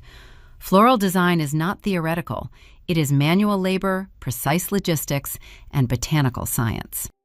Ashley had booked a massive 300-guest wedding at the most prestigious country club in the city. The bride belonged to one of the founding families of Mobile. It was the kind of event that defines a vendor's career or destroys it. Ashley secured the contract by presenting a brochure filled with my stolen, high-resolution images, promising towering archways and cascading centerpieces at a steep discount. But Ashley did not understand the supply chain. She bypassed the reputable regional wholesalers, opting instead for a cheap, overseas importer to maximize her profit margins. The flowers arrived 2 days before the event. I knew exactly what she was dealing with because the gossip network that Patricia used against me was now humming with rumors from the loading docks. Ashley received dozens of dry boxes packed tightly with thousands of pale pink roses. When imported stems travel for days without water, they enter a state of severe dehydration. A professional florist knows they must be unpacked immediately, given a fresh, angled cut, placed in sanitized buckets with specific nutrient solutions, and stored in a temperature-controlled cooler to revive them. Ashley did not have a commercial cooler. She did not know how to mix the hydration solutions. She simply left the cardboard boxes sitting in the back room of her boutique, assuming they would look fine when she pulled them out for the event.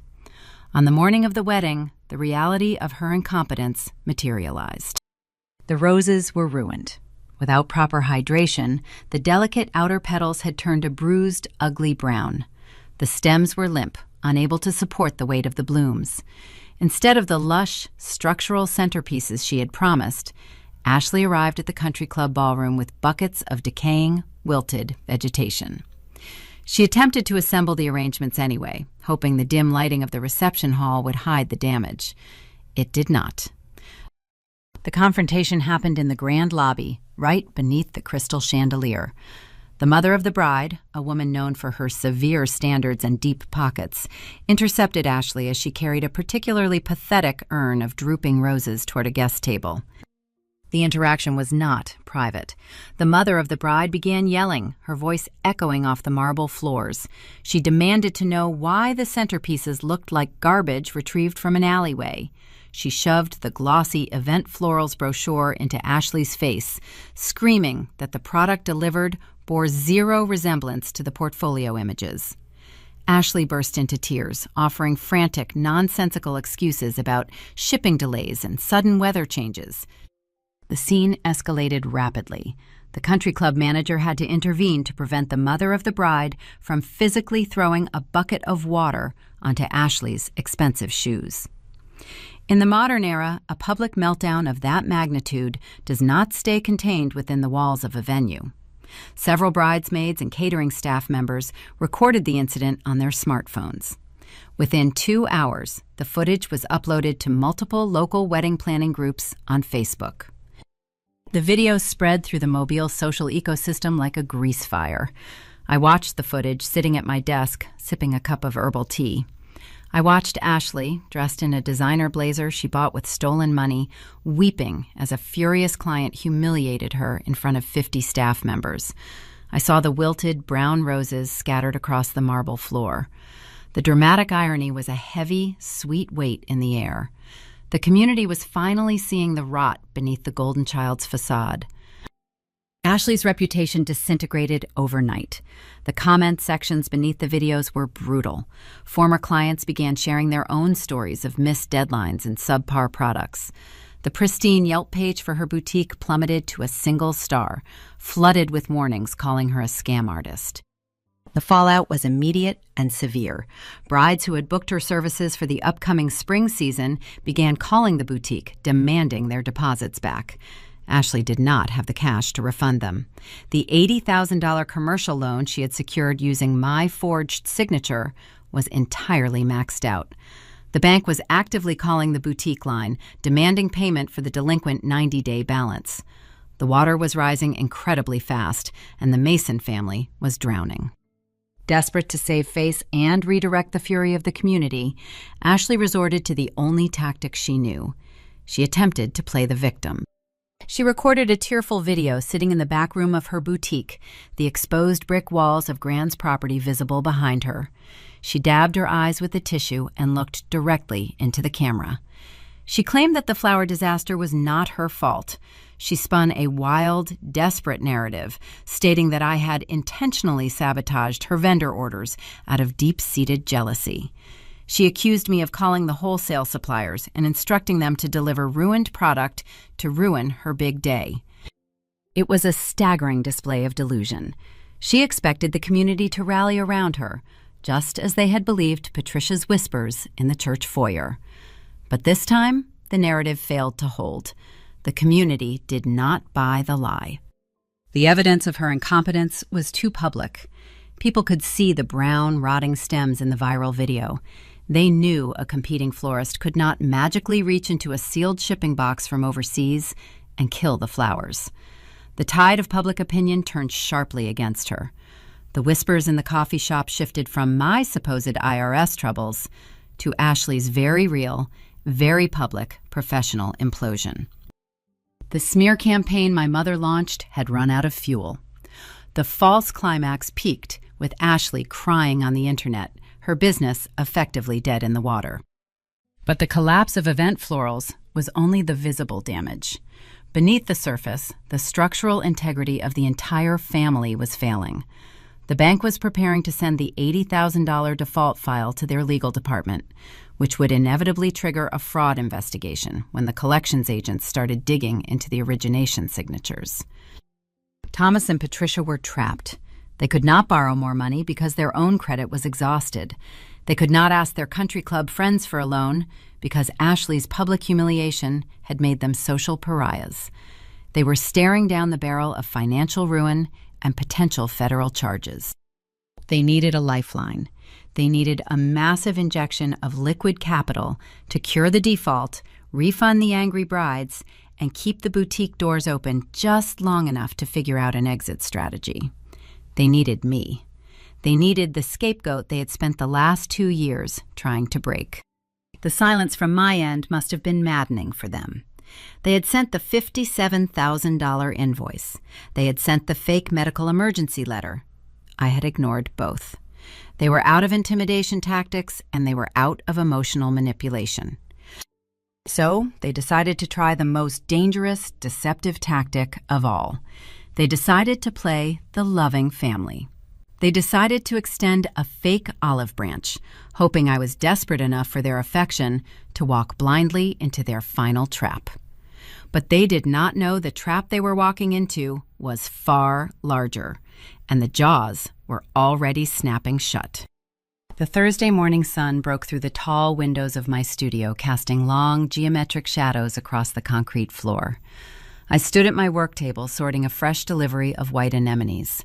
The stems were crisp, the petals pristine.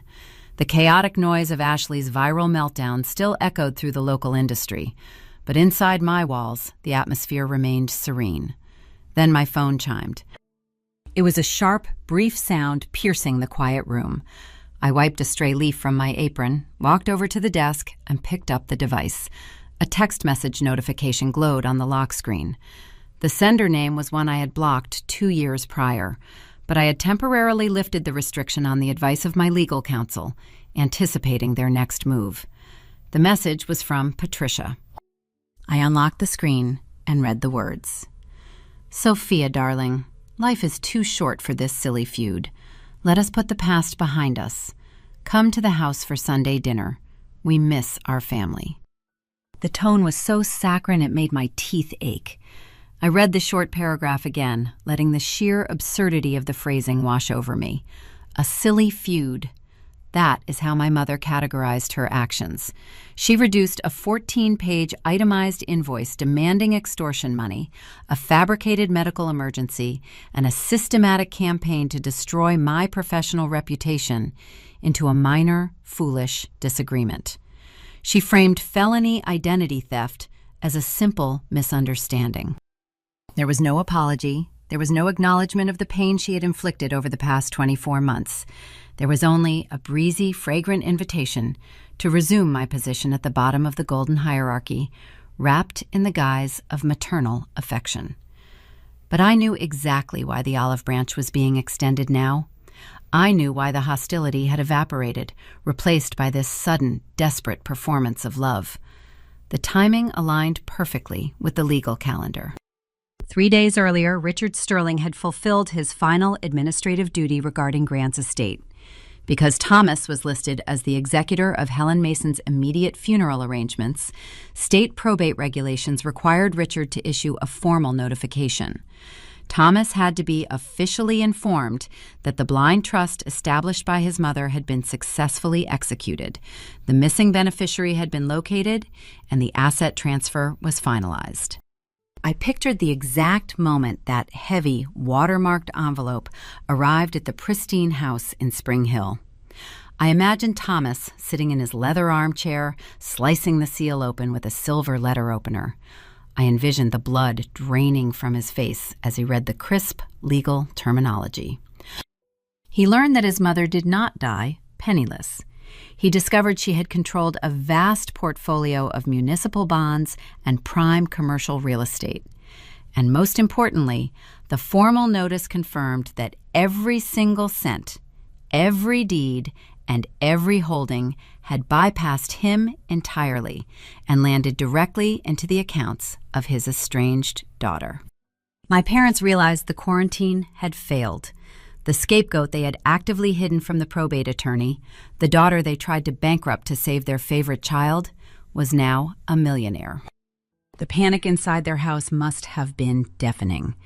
The $80,000 commercial loan they forged in my name was in default. The bank was threatening collections. Ashley's bridal boutique was a public laughingstock, hemorrhaging cash and facing furious clients demanding refunds.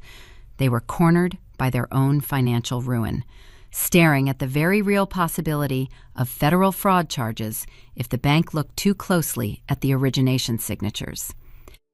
They needed liquid capital immediately. They needed a bailout. And Richard Sterling's letter told them exactly where a vast reservoir of untethered cash now resided. The text message glowing on my phone was not an invitation to dinner. It was a hunting expedition. Patricia and Thomas assumed I was still the isolated, lonely girl who craved their approval. They calculated that 2 years of silent exile had softened my resolve. They believed that if they offered me a seat at the Sunday table, if they pretended the smear campaign never happened, I would be so overwhelmed with gratitude that I would open my checkbook. They intended to manipulate me into using Grand's wealth to cure the delinquent loan and rescue Ashley from impending bankruptcy. The most astonishing part of their strategy was the assumption of my ignorance. They believed I had no idea about the identity theft. They thought the forged line of credit was still a secret buried deep in the banking system. They planned to smile, pass the roasted potatoes, and quietly extract a small fortune from my inheritance to pay off a debt that already possessed my name on the dotted line. It was a breathtaking display of entitlement. To steal a financial identity, ruin a reputation, and then ask the victim to fund the cover-up using the very inheritance the abusers tried to conceal? I set the phone down on the desk. A cold, focused energy settled over my mind. For decades, my mother had orchestrated the family dynamic by controlling the venue. She always summoned me to her territory, the pristine living room, the formal dining table, the country club brunch. By forcing me onto her turf, she maintained the psychological upper hand. She dictated the seating arrangements, the topics of conversation, and the duration of the visit. This time, the venue would belong to me. I picked up the device and opened the keypad. I did not draft a long response. I did not express anger or demand explanations. Emotion is a currency predators use to gauge your vulnerability, and I refused to spend a single dime. I typed 2 brief clinical sentences. I will not come to the house. Meet me at Richard Sterling's office on Monday at 10 in the morning. We can discuss everything there. I pressed send. The text bubble shifted to delivered. The hook was officially set. By shifting the meeting to a probate attorney's office, I provided them with the exact bait they desired. To Patricia and Thomas, a lawyer's conference room signaled formal financial negotiations. It signaled that I was ready to discuss the inheritance. It told them I was willing to engage in a transactional dialogue regarding Grand's estate. They would spend the entire weekend preparing their pitch. Patricia would select her most understated, elegant pearls, perfecting her performance of a relieved, loving mother. Thomas would rehearse a paternal speech about family legacies and shared resources. Ashley might even tag along, ready to offer a tearful, superficial apology to secure a portion of the windfall for her dying boutique. They believed they were walking into a tearful reconciliation that would end with a massive, life-saving payout. They thought they had finally outsmarted the system, outmaneuvered the bank, and tamed the rebellious daughter. I placed my phone inside my desk drawer and walked back to the work table. I picked up a delicate anemone, trimming the stem with a sharp, decisive cut. The weekend stretched ahead, quiet and full of purpose. I had secured the commercial deeds. Evelyn Davis held the eviction notices and the federal forgery evidence in her sleek leather briefcase. The trap was fully constructed, the doors were propped open, and the bait was irresistible. When Monday morning arrived, the golden hierarchy would march confidently into a mahogany room, entirely unaware that they were stepping up to the gallows. The lobby of Richard Sterling's law firm was quiet on Monday morning, save for the low hum of the climate control system and the faint ticking of a brass clock. The air smelled of old paper and lemon furniture polish. I arrived at 9:45. Evelyn Davis was already there, waiting near the heavy oak doors of the primary conference room. She wore a charcoal gray suit that looked less like business attire and more like armor. She held a sleek black leather folder tucked under her arm. We entered the room and took our seats on one side of the long mahogany table. Richard sat at the head, arranging his legal pads with slow, methodical precision. The stage was set. At exactly 10 o'clock, the receptionist opened the double doors. The Mason family walked in. Patricia led the procession. She wore a tailored navy dress and her signature double strand of pearls. Her hair was perfectly styled, her makeup flawless. She projected the image of a gracious, forgiving matriarch returning to embrace her lost sheep. Thomas followed closely behind, his posture artificially relaxed. He wore a sports coat that signaled casual wealth, attempting to set a tone of easy familiarity. Ashley entered next, trailing slightly behind her parents. She looked tired. The designer clothes could not hide the dark circles under her eyes or the tight, anxious line of her jaw. The public humiliation of the rotting roses and the crushing weight of her failing boutique had clearly taken a physical toll. But it was the fourth person to enter the room that finalized the dynamic. Greg, Ashley's husband, walked in carrying a leather portfolio. He offered a polite, generic nod to Richard and Evelyn before pulling out a chair for his wife. He looked exactly as he always did, the charming golf pro trying to play the part of a serious businessman. They arranged themselves across the mahogany table, 4 against 3, a visual representation of the battle lines drawn decades ago. The silence stretched for several uncomfortable seconds. Patricia offered me a tight, brilliant smile. She folded her hands on the table, her diamond rings catching the overhead light. She began the performance. She said it was wonderful to see me looking so healthy.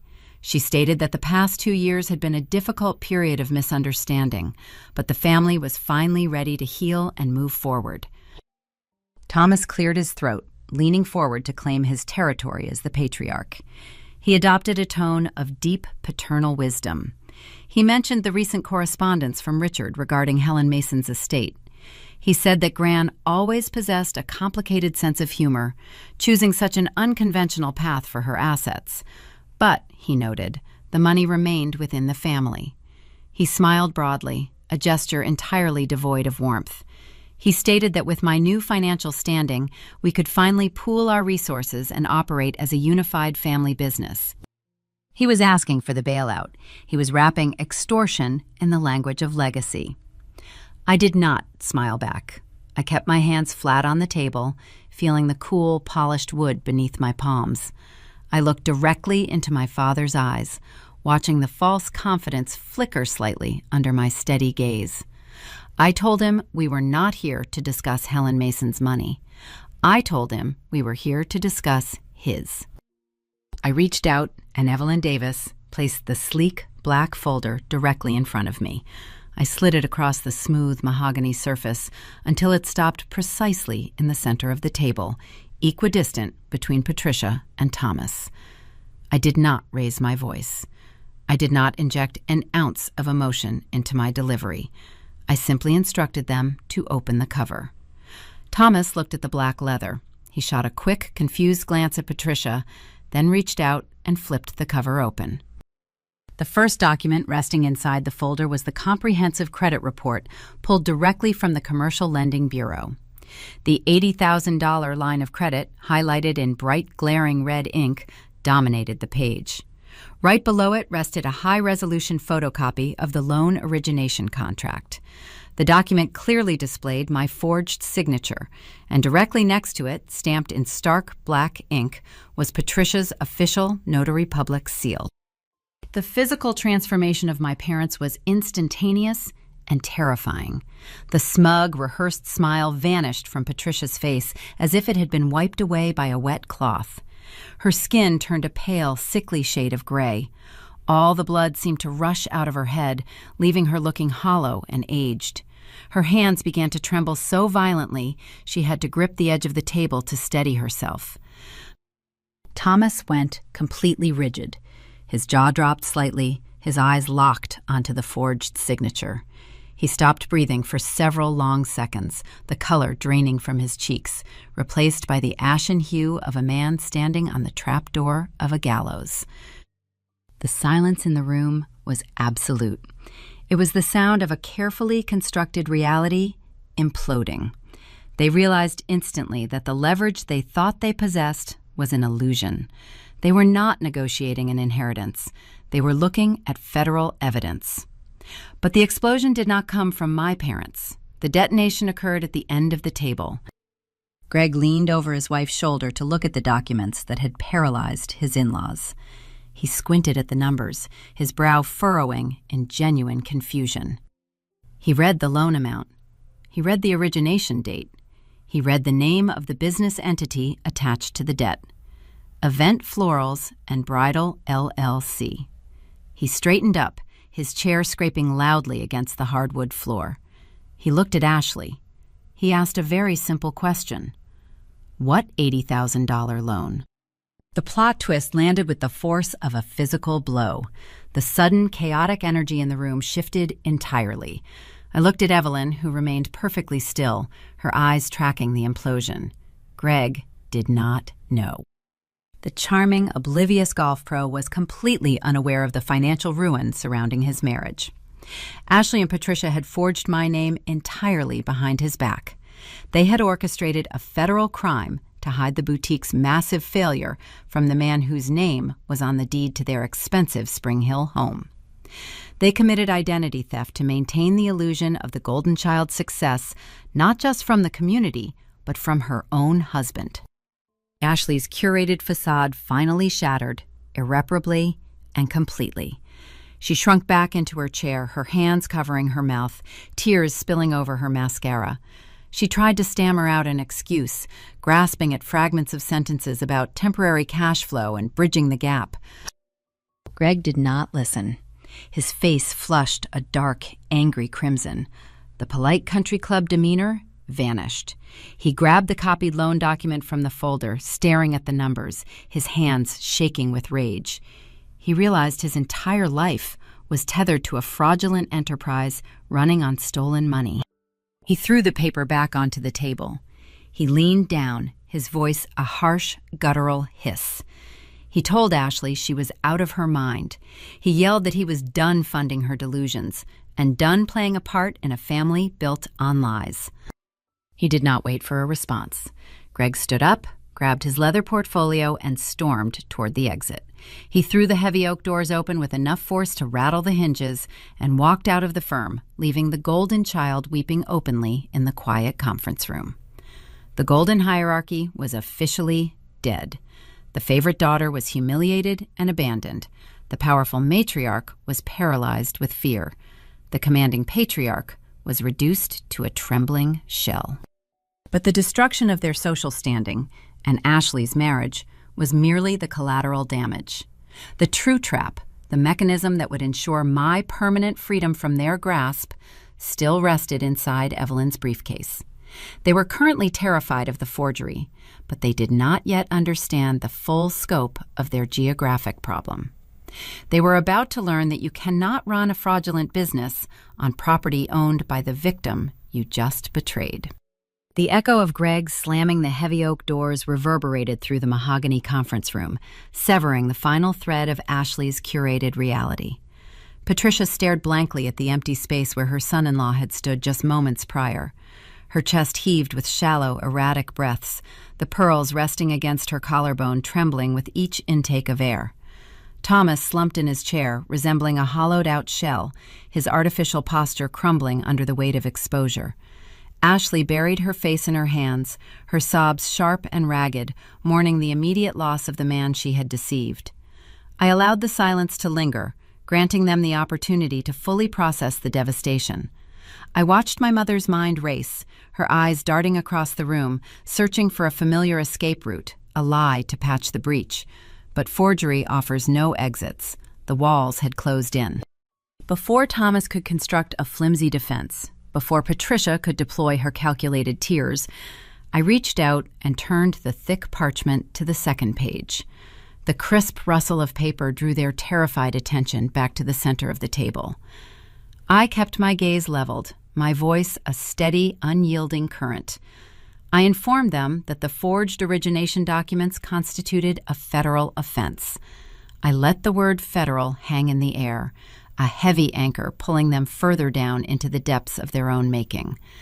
Then I stated that while the authorities would eventually address the criminal aspect, we were currently gathered to resolve the civil fallout. Specifically, the retail operations of Event Florals and Bridal LLC. The mention of her business pulled Ashley from her weeping. She lifted her head, dark cosmetic lines tracking down her flushed, damp cheeks. A sudden flash of the old, entitled golden child flared in her red eyes. She leaned forward, her voice thick with venom and desperation. She declared that I possessed no authority over her store.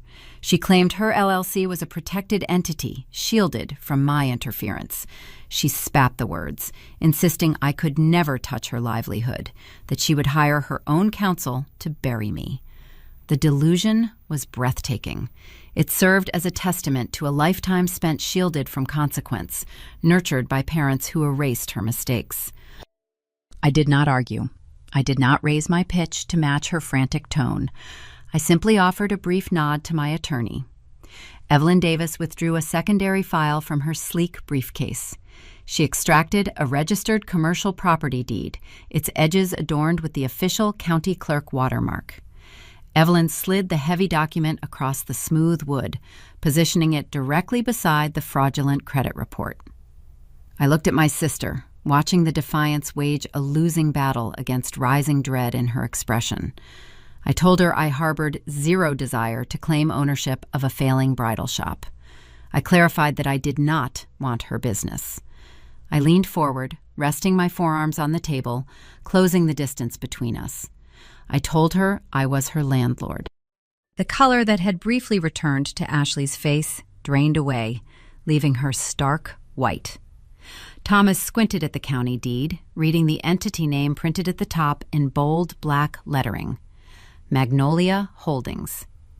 I explained the architecture of Grand's Blind Trust. I detailed how my grandmother utilized the corporate structure to obscure her real estate investments from the greedy hands of her own son. I described the profound irony of Ashley choosing the most expensive, prestigious block in the downtown district to house her vanity project, blindly signing a lease agreement with the very estate she was secretly draining. She had handed the proceeds of her identity theft directly into my trust account every single month. She funded her own demise. The realization hit the room like a physical shockwave. Patricia gasped, bringing a shaking hand to her throat, her manicured nails digging into her skin. Thomas closed his eyes, finally understanding the inescapable geometry of the trap we had constructed. I did not allow them to process the irony for long. The momentum belonged entirely to me. I instructed Evelyn to proceed. My attorney produced a formal legal notice, placing it atop the growing pile of evidence. I informed Ashley that operating an enterprise funded by illicit capital constituted a material breach of her commercial lease terms. As the managing director of the property, I was serving her with an immediate 3-day notice to vacate the premises. Ashley shook her head, a frantic, denial-fueled motion. She stammered that 3 days provided insufficient time to pack her inventory, to move the designer gowns, the crystal fixtures, the imported lace she had purchased on credit to stock the showroom. I stopped her mid-sentence, cutting off the panic. I clarified the strict terms of the eviction. I stated that she was not permitted to remove a single item from the storefront. The commercial lease contained a standard default clause, a stipulation allowing the property owner to claim the physical contents of the space to cover unpaid damages and broken lease penalties. My holding company was legally seizing every rack of clothing, every piece of velvet furniture, and every floral cooler remaining inside the brick building. The poetic justice tasted incredibly sweet, a rich reward for 2 years of disciplined silence. I sat across from the people who had mailed me a 14-page invoice demanding $57,000 for the basic necessities of my childhood. They had itemized my middle school braces and my debate team fees, expecting me to cower and pay for the privilege of surviving their household. In return, I was utilizing the precise mechanisms of the law to systematically strip them of their fraudulent wealth. I was taking the luxury gowns, the brass chandeliers, the imported centerpieces. I was dismantling the Golden Child's empire down to the bare floorboards, legally claiming the assets they had purchased with my stolen identity. Patricia began to weep. These were not the calculated, performative tears she deployed in the church foyer. These were actual, genuine tears of total defeat. She pleaded, using my name, begging for mercy. She asked what they were supposed to do, how they could possibly survive the financial ruin and the public scandal. I ignored her tears. Empathy is a resource you reserve for those capable of remorse, and my mother was only sorry she had been caught. I tapped my index finger against the forged loan document, the sharp sound echoing in the quiet room. I delivered the final terms of their surrender. I presented them with 2 distinct options. Option 1 involved Evelyn Davis placing the black folder into a secure courier envelope destined for the Mobile District Attorney. The fraud division would indict both Patricia and Thomas for identity theft and wire fraud. They would face federal prison sentences, heavily publicized trials, and the total destruction of their country club legacy. The society wives who listened to Patricia's gossip would read about her felony charges in the morning paper. Ashley would face bankruptcy court alone, stripped of her assets and her husband. Option 2 required immediate, unconditional compliance. Evelyn withdrew a thick stack of liability transfer contracts. The paperwork legally reassigned the entirety of the delinquent $80,000 debt directly to Thomas and Patricia, permanently removing my name, my Social Security number, and my studio from the burden. They would assume full responsibility for the arrears, the severe penalties, and the accelerated repayment schedule. Furthermore, Ashley would surrender her keys and vacate the downtown property by Friday evening. Finally, they would agree to a permanent, legally binding civil no-contact order. They would never call my phone, approach my studio, or speak my name in public ever again. I slid a sleek metal pen across the mahogany surface. It rolled smoothly, coming to a stop against Patricia's trembling knuckles. I told them to make their choice. The silence in the room stretched, heavy and final. Thomas looked at the pen. He looked at his weeping wife. He looked at his ruined favorite daughter. He did not attempt to negotiate or beg for leniency. The fight was entirely drained from his posture, leaving only the reality of his failure. He reached out and picked up the instrument. His hand shook as he applied his signature to the first transfer document, legally binding himself to the debt he had created. He passed the pen to Patricia. She let out a broken, defeated sound and signed her name beside his. They traded their financial future to avoid a prison cell. The trap snapped shut, securing my freedom forever. The conclusion of this war did not arrive with a dramatic shouting match or a cinematic clash of the titans. It arrived with the steady, rhythmic thud of work boots against hardwood floors. 2 days after the meeting in Richard Sterling's office, the Mobile morning air carried a sharp, damp chill. I stood on the sidewalk across from the historic brick building owned by Magnolia Holdings, holding a steaming cup of black coffee. A large, unmarked box truck idled near the curb, its rear ramp extended onto the pavement. I hired a professional logistics crew to execute the eviction. I watched them dismantle the Golden Child's empire, piece by piece. Ashley stood near the corner of the building, wrapped in a trench coat, holding a small cardboard box containing her personal desk items. She was forbidden from taking anything else. The legal seizure was comprehensive. The movers carried out the polished brass clothing racks.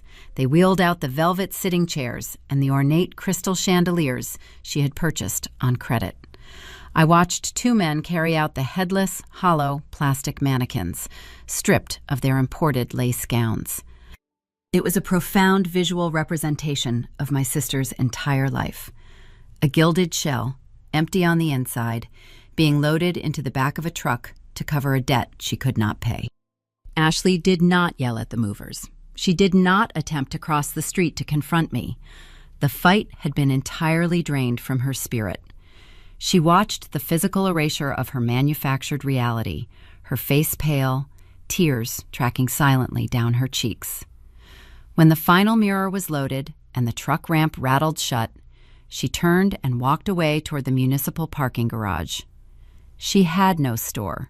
She had no inventory. She had no husband waiting for her at home. The social and legal dominoes fell with ruthless efficiency over the following weeks. Greg proved to be as decisive in his exit as he was oblivious in his marriage.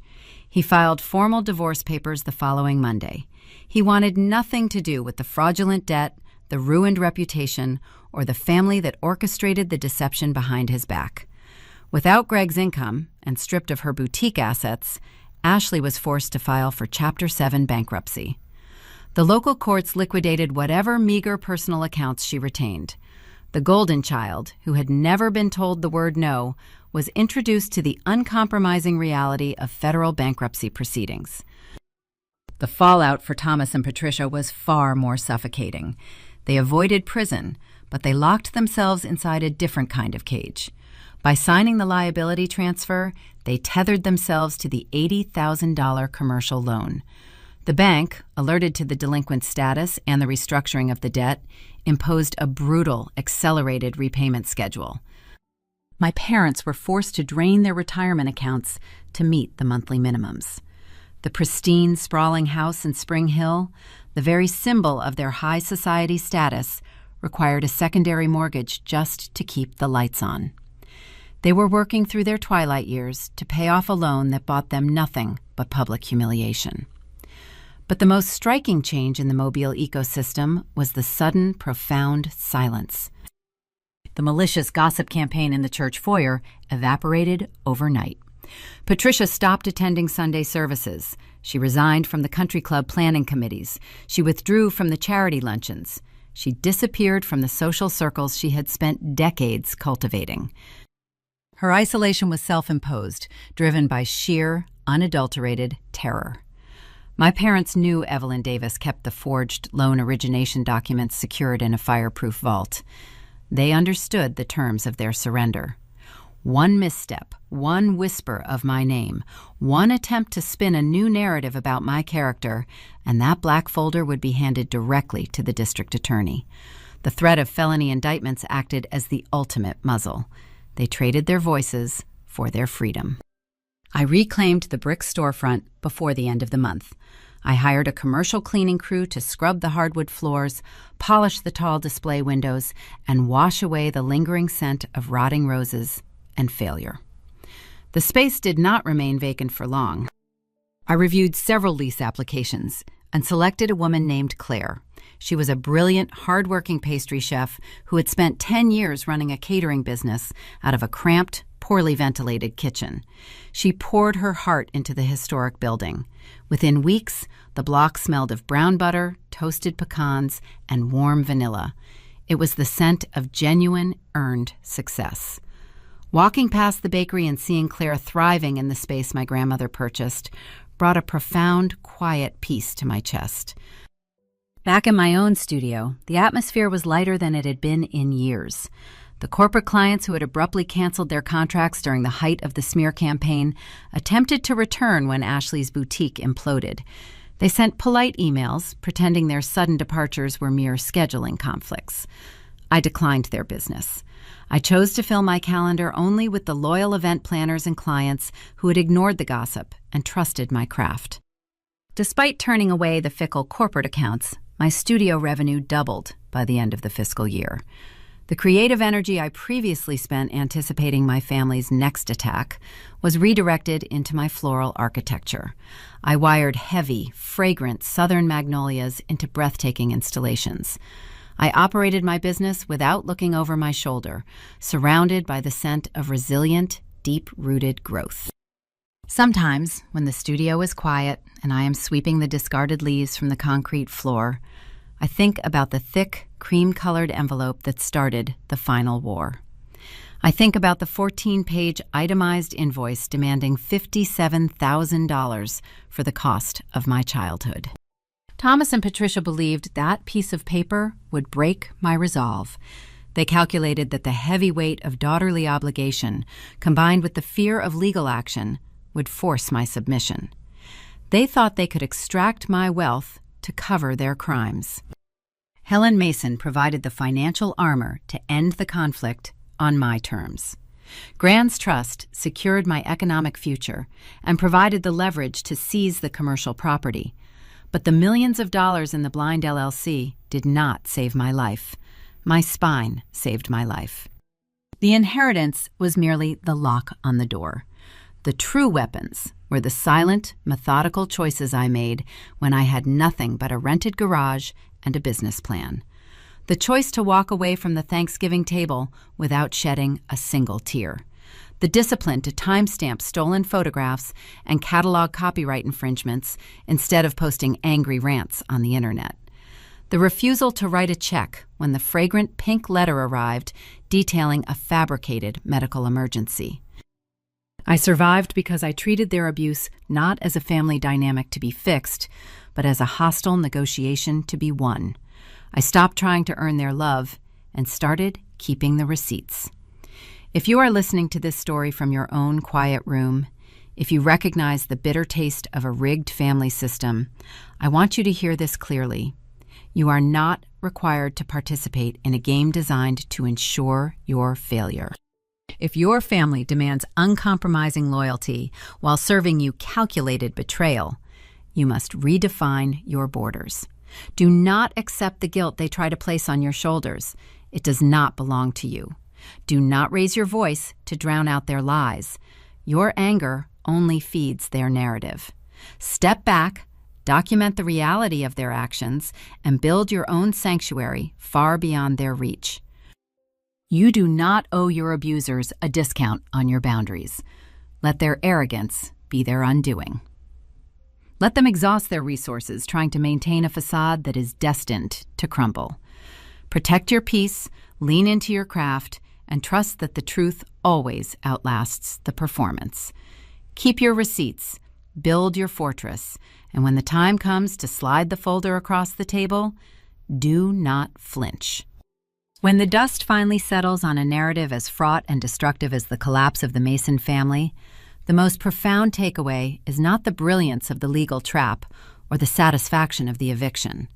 The true weight of the story lies in the quiet, devastating realization that none of it ever had to happen. If you peel back the layers of forged signatures, fake medical emergencies, and stolen real estate, what remains is a tragic autopsy of failed parenting.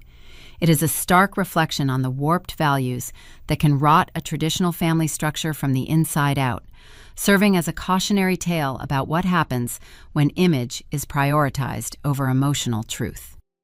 The American suburban dream is a powerful, intoxicating narrative. It sells the promise that a manicured lawn, a country club membership, and a perfectly curated holiday photo are the ultimate indicators of a successful life. For parents like Patricia and Thomas, this illusion became their religion. But in their desperate pursuit of status, they fundamentally misunderstood the core assignment of parenthood. They treated their children not as independent human beings to be guided, but as assets to be managed and projected. This brings us to the first and most critical failure in their parenting: the absence of fairness and the creation of the golden hierarchy. Fairness in raising children does not necessarily mean identical treatment. It means providing each child with the specific emotional and practical support they need to become resilient, functioning adults. By designating Ashley as the golden child, my parents did not bless her. They cursed her with a crippling sense of entitlement. They shielded her from the natural consequences of her actions, funding her delusions and rescuing her from every failure. In American culture, where independence and grit are supposedly venerated, handing a child unearned rewards strips them of their ability to survive the real world.